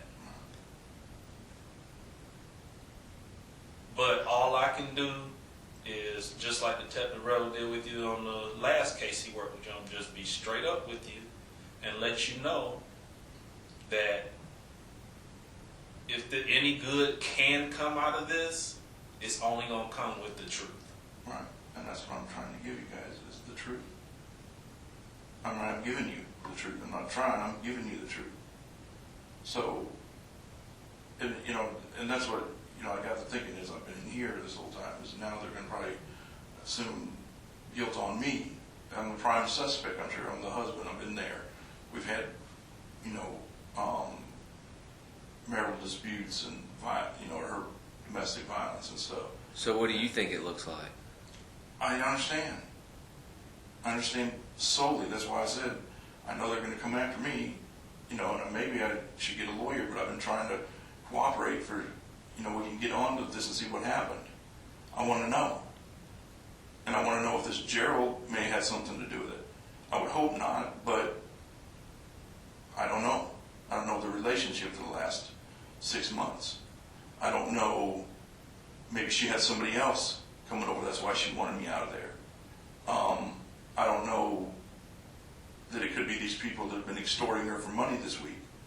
I've been thinking about all these things and breaking down and crying for 6 hours here. And that's the one I'm concerned about. I told Samira too, if they're asking you for $3,000 and $4,000 for information about a relationship I had, you don't want to trust these people. And I made sure I asked her, you didn't have them come by the house, did you? Or anything, because if they know she's coming with that kind of cash from the house, that there might be more inside, or there might be valuable things inside. And with cars parked out there like that, that draws attention. And she would blow off on me like, with her usual denial thing. And I was like, Samira, you don't want to mess with these people, I've been around bad people. And if they're extorting money and stuff for, whatever it is, they'll turn on you in a minute. Or if they threaten you, if you don't pay this, I'll do this or whatever. So I want to know when we get to the bottom of this, what has happened. Well, earlier when I was talking to you, you made the statement that you are the victim in this case. Not Normally, this case. that's what you said. You said that you were the victim. In the case. Now you said you were a victim in this case. Okay. In order to be a victim in this case, something had to happen. No, sir. I did not say a victim in this case. I'm talking about the case that's involved with Samira and I in this full injunction, dissolution process. And all my friends, anybody that's been around our situation, will will vouch for that. Okay. But that it got turned, that I ended up losing the children, the house and everything, because instead of becoming the victim, I become the, I guess they turned on me like I wasn't a good parent, or I wasn't a good father, or I wasn't a good husband. And that's not at all true. Now, I've done some behavior since the divorce that is not using my character. And some of what I did is almost retaliation or rebellion or something against maybe Samira a little bit, because of the stuff she would say and accuse me of. After a while, you get beat down so much and get accused of things that you might as well do it. Or might as well show her. And that's not right. Like my dad taught me, growing up, that two wrongs don't make a right. That's why I didn't dispose of her personal belongings. I didn't do it. When she's accused me of that, it really hurts me, because she did of mine. You know that. I mean, you know the history of the situation, what I told you about. But I didn't retaliate against that. I didn't, I realized it's material things and they can be replaced, but I'm not holding, a grudge against that or want revenge on that or anything. And hopefully, by working things out, we can replace some of those things or get it, amicably back. So that's why I say, have the victim. But she's done all this stuff to me, and I don't have anybody on my side. I keep trying to get her help. I try to get the system to help me, the police, the judges, the psychological system. Lately here, when she went off a few times, we even talked to my friends and my staff about having her Baker acted. And maybe we could get something done there. But I told them if she only gets held for 72 hours, when she comes out, it's going to be hell on me. Okay. Well, here's the thing. After talking to you today, I'm just going to be honest with you. I believe you're being somewhat truthful, but I don't believe you're being 100% truthful. Okay. All right. I don't believe you got scratched by your baby in your eye. I don't believe that happened. Okay. I don't believe the sequence of events of what happened this morning that you described to us. And I just think that, like you said, this may be the only opportunity you get to speak with us, and right now is the time to let's get it all out. There may not be another time. Okay. So I don't know. And it's up to you. And if you're truly a good person, then you're going to be completely honest, and you're going to be honest with you. And you're going to. And that's why when you said that, I said I was the victim. I'm not the victim here, and I'm, I hope to God there is no victim here, but I hope to God, I wish I could bring her back, or that this was just when Kendall was saying that was, when the police here didn't have any idea what they said it was about a custody issue, and then I was thinking, well, I hope that was just somebody's just sick idea of a joke, when he told me about what he'd heard that she was floating in the pool, and then I got to thinking about it might be her. I mean, she's done some weird, antics and stuff before. And I thought maybe this is, she was trying to set me up with this custody thing, that I take the babies to Panama City. She called the police, and then I get in trouble for having the babies.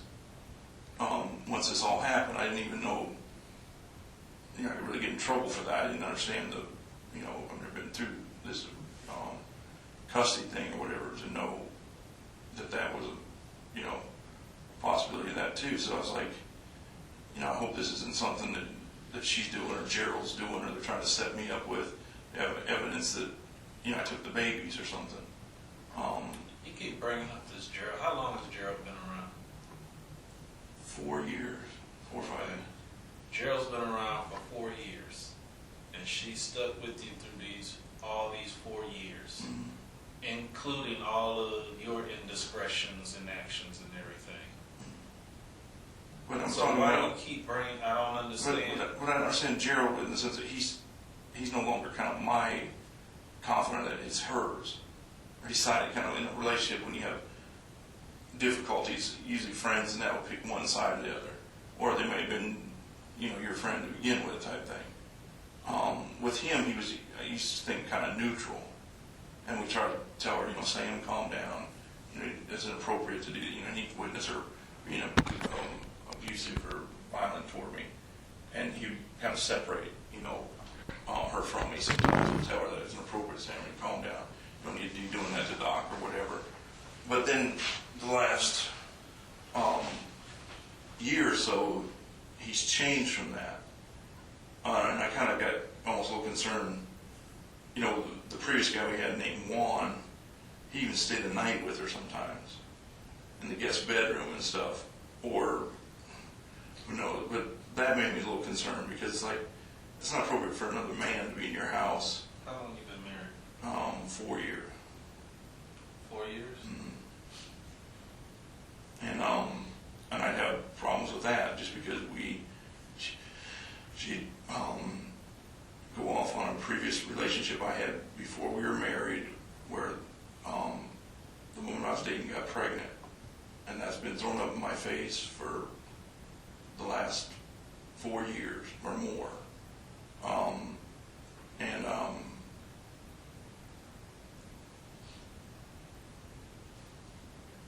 I don't know. I guess some of it's on my part, feeling guilty that happened, and I take a lot of, I just say. What time did you get the phone call, you said, from Kendall?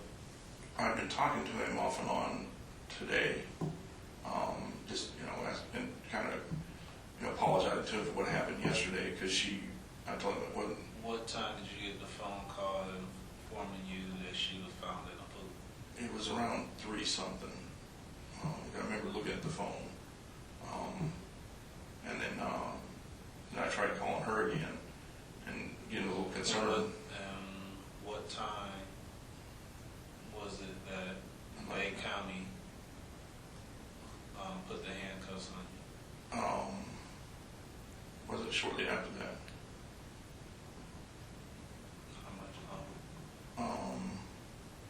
I told him I was going to start getting the babies together and come that way. And he asked if he needed me to come to Panama City and drive us, or, you know, to Tallahassee and that. I'd say I see how it's holding up. I broke down right after he told me. And I think he called back too and kind of said that it may not be true because he called a friend of his on the police force, or called the police or something, and they didn't give him a response. How much longer after you spoke to him? So I was hoping it wasn't true then, and I kind of... How much longer after you spoke to him was it that Bay County was contacting you and putting handcuffs on you? Maybe 15, 30 minutes in that time frame. In 30 minutes time, you hear that your wife, the mother of your children, is dead. I didn't know that you did. He said that he was found in a pool, right at the bottom of a pool, right. and I was going to start at that time. And once he called me, he hadn't called me back yet to verify things, and I called and left a message on her phone. Still didn't respond. Her thing went right to voicemail. Then I was going to start calling on the way, once I got the babies and I was on the way, I was going to call and see what's going on. That's what I'm trying to figure out. This is the person that you committed the rest of your life to. This is right, the person that has given you 2 beautiful daughters. Right. And upon hearing that this tragic incident may have occurred, you're sitting there waiting on another phone call. No, I wasn't waiting. I was getting the babies together, and my little one was waiting for him. My little one was asking me, "Why are you crying, Daddy? Why are you crying?" And I was like, "Baby." You just said you were waiting for him to call you back. Okay, you may have been getting them together or whatever, but what I don't understand is at 30 minutes time, you could have been 20 minutes down the road. No, I was getting them dressed. I didn't have them. They were still. I just changed. We're talking about you getting a message that your wife is dead. I understand, and I didn't know that for sure at that time she was dead. But then you didn't know for sure, okay? But you're gonna take your time, man. No, I get a phone call about my daughter. When I say take my time, I was rushing. I had to go. If you see the house I have has 3 floors. I had a little one upstairs, ran down to get my phone where I had it charged, and Ken said, Doc, keep your phone charged, because he'd heard this.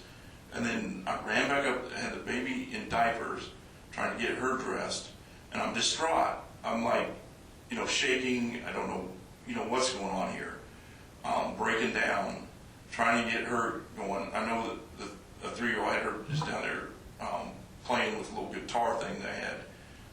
I'm going through their clothes out of the suitcase Samira had packed for them. That's another thing. She packed up everything last night, had it there for me, the suitcase, the formula. She had her suitcase out, so we were going to meet up that day. I guess it would be today. So this is what I don't understand. But that's why I'm trying to explain to you. Because you keep rambling on and on, so I don't want you to... Well, I'm trying to go back and see if you know what happened. This is the only close person that is passed on in my life, and this is my grandfather. And this close, the only one I've ever had this close pass on. And it's... My point exactly. It's really upsetting. Point exactly. If I get a phone call about my family, about my daughter has fallen at school or whatever and possibly broke her leg, even before I hang up the phone, I'm on the phone, I'm already up walking towards my car or running towards my car. I understand, and that's what I was doing, but I have babies to take care of. I have to, get them. But 30 minutes later, you're walking out of your house and getting met by police. No, I was loading up the car with the baby. The baby was in the car. And I'm ready to go that way and call the police, see what's going on. And Kendall hadn't heard from him yet either. He was trying to call a guy he knew on the police force, see what was going on. And that's all I know from that. I know people handle situations differently, but I'm just saying it's very... And I don't, when I say 15 to 30, it may... That's why I was surprised when they come. They caught me off guard because he just called me with that information. I was upset for a while. I'm trying to, get my, and I want to stay strong for higher than Skynet. And I'm trying to, and he asked, because he saw I broke down the phone, if he needed to come get me. It's very odd and it's very peculiar that someone who just lost a wife. You mean, I wasn't being honored for you. I was in a rush state. I was running up and down the stairs trying to get the little one, take care and got her dressed, and then brought her down, getting her in the car, and then get the baby. Listening to some of the statements you're telling us, you're talking about wondering if she was stepping out on you, or if she was doing this, or doing that, or trying to get back at you about something. Man, you're talking about all of this stuff that you're wondering, and this is your wife that just passed away. I don't know what you're talking about. I didn't know that they passed away at that time. No, I'm talking about you sitting here talking about Gerald or whatever his name is. Well, that's what I'm trying to figure out, what had happened during this time that I wasn't with her. Do you understand where I'm coming from? No, I don't. That's what I'm trying to figure out. You guys are telling me now what's has happened, and I'm trying to figure out what may have happened with her.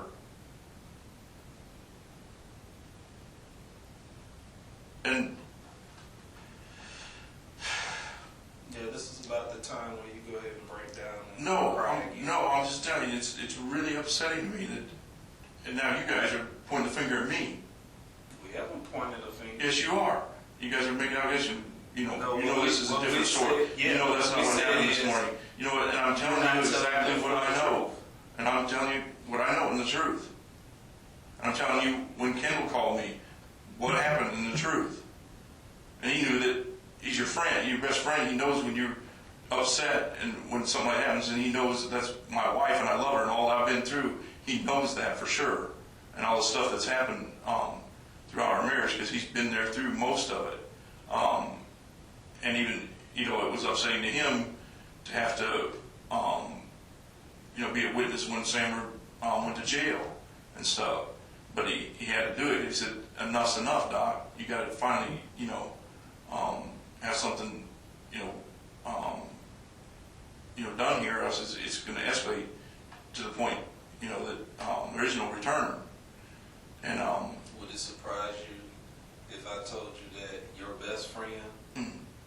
that you went to that point of no return? I don't know. You don't know if it would surprise you? No, I don't know if it, I would say it surprised me, but I know, I don't think he would say that, because he knows all that I put up with. And whether during this time. Exactly. He knows all that you put up with. And just like Detective Rose said earlier, everybody has a breaking point. Yeah, Like but your I best don't, friend but I knows don't all brag. that you put up with, and I'm asking you, would it surprise you if he even said you went to that point of no return? It wouldn't surprise me, but in this situation, I don't believe he would say that.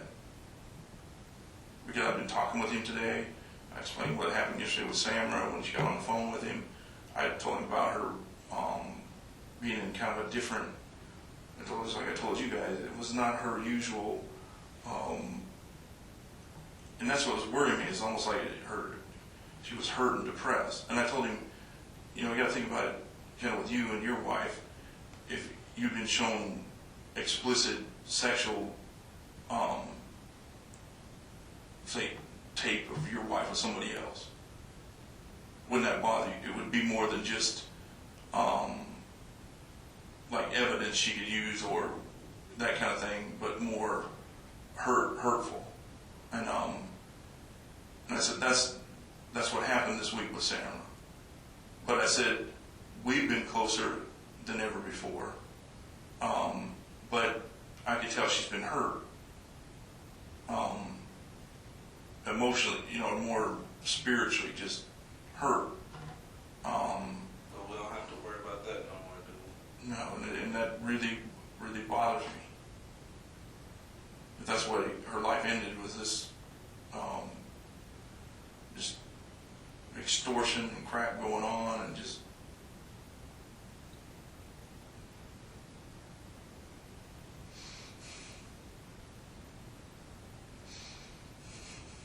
Lift your left arm up. Lift it up to show me where the scratch come from on your elbow. the scar. No, that one right there. That's a fresh scratch. Where? Right there in front of your fingers. You just rubbed it. This? No, that's your forearm. I see your elbow. Lift it up right there. Your thumb is touching it. That's a scar from an ulnar nerve transposition. 10 years ago or more. See, you're even,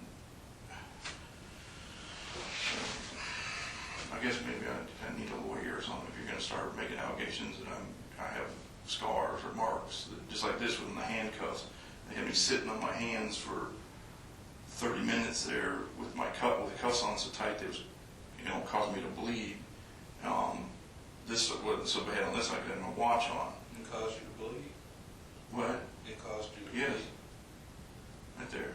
I mean, just bled out a little bit, but it was really, you can see the mark still on there. But I couldn't get, because of what they put me in the, I guess my term is a paddy wagon, but a police car or whatever. And they were very forceful when they come up there. I mean, with guns and all that. And I assume, and everybody I was talking to, they were being very distant. They didn't know anything about Sam's situation. And they thought it was a custody. And that's all they told me. It was a custody, that, you know, that it's Leon County, custody of the children, the safety of the children situation.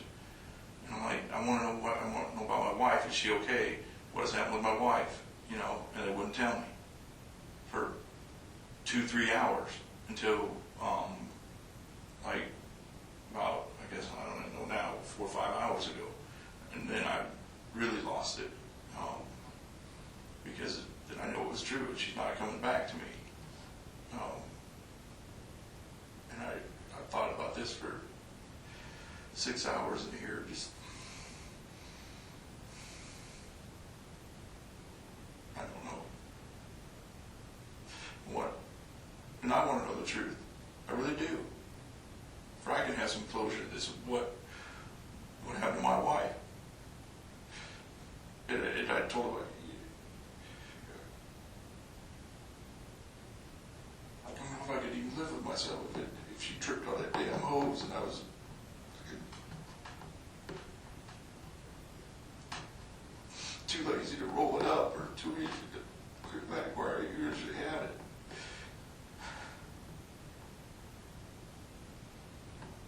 she ever tripped on the hose before? I don't know about her, I don't remember, but it hadn't been put out like that before. Has it been? I usually, when I was there at the house living, I kept a tight ship in that place, and it would have never been out like that before.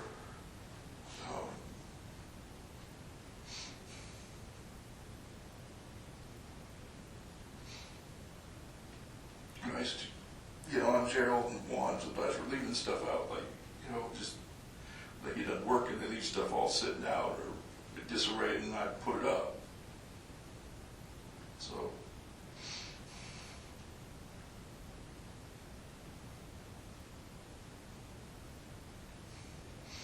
I don't know.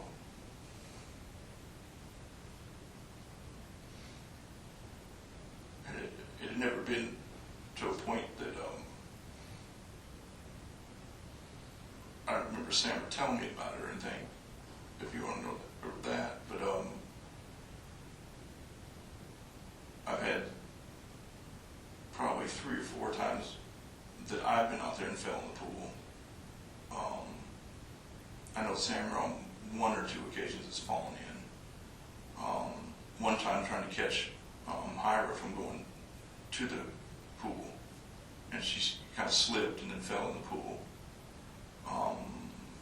That's all we've ever had is around the pool, I remember, with this marriage, so.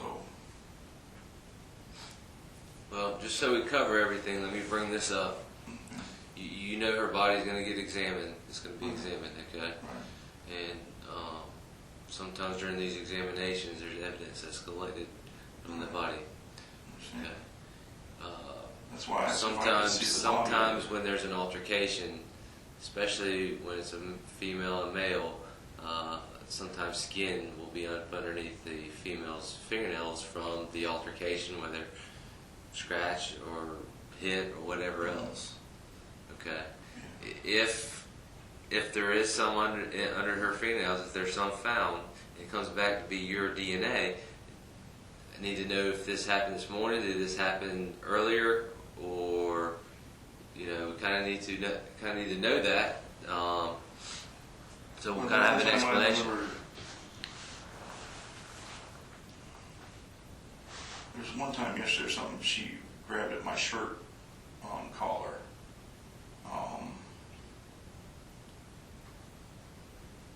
No, she wouldn't get DNA from your shirt collar. No, I mean, she grabbed my shirt collar and I could feel it, kind of scratch my neck. Where at?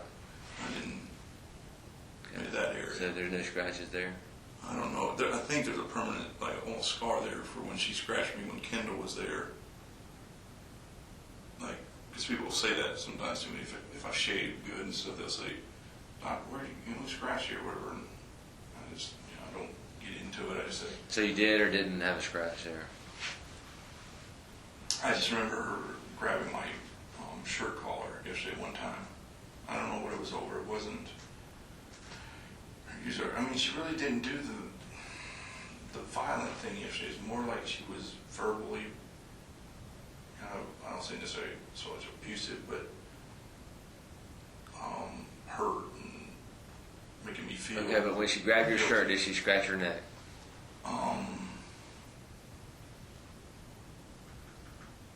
It felt like she scratched it a little bit, but I don't know. That's only, And when was that? And then When was that? That was last night. At what point last night? Where were we all at?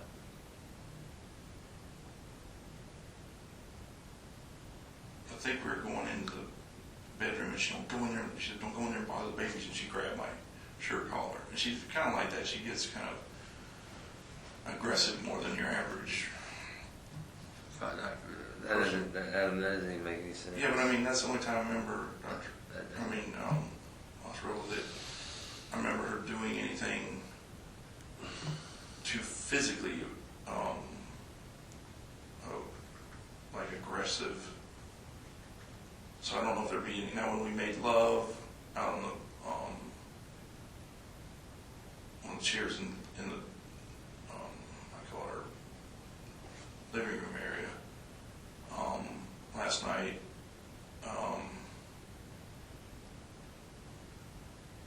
she's a little, I don't know, it's just, I don't know if it's a French thing where she kind of grabs my back, sometimes scratch, when making love. And sometimes it hurts. She did that last night?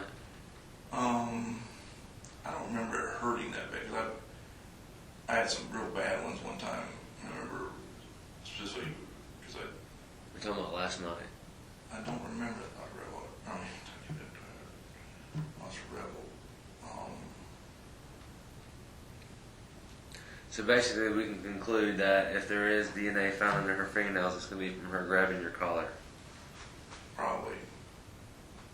So, I mean, if there is any, I wouldn't think there would be any. I don't remember her scratching to like the point of bleeding or anything like that, So.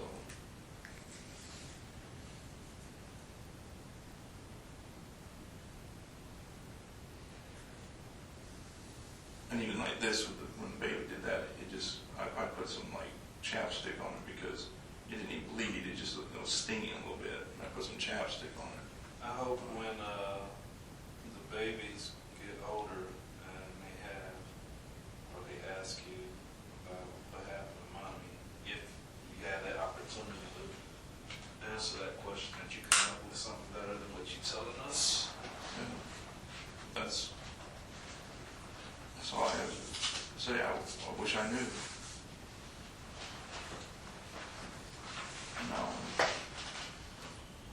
I'll avoid telling them any of the bad stuff she's done, because I don't want them knowing that. I mean, it's just, and all the problems we had or whatever is not. Well, it's not like she would be able to give her side of the I story. understand, but it's just, I'm not gonna go there. Let them know their mother was a wonderful, beautiful woman, and I love her dearly. Love her to death, huh?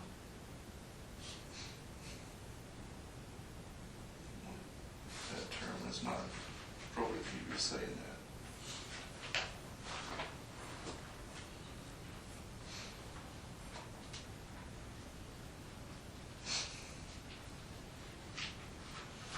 I don't have anything else. Is it, Dr. Frosch, I mean, like we explained before, this is it, this is now it's time. I'll give you everything I know, and I don't, I can't.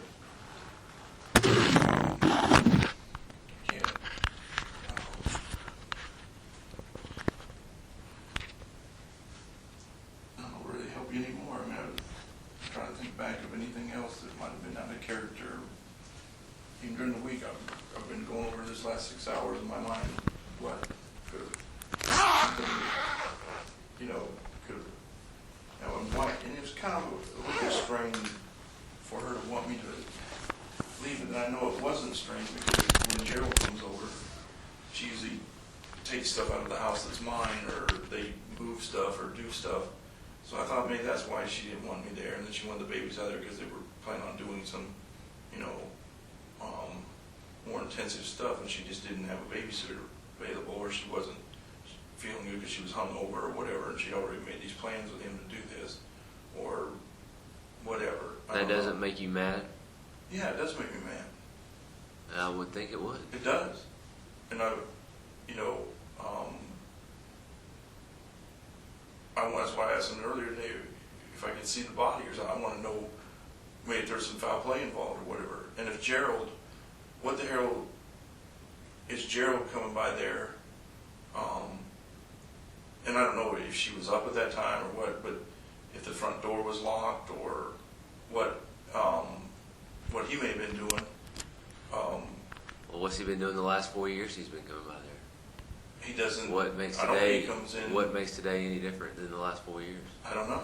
It just, it makes a difference in the sense I haven't been around when he's coming around the last 9 months.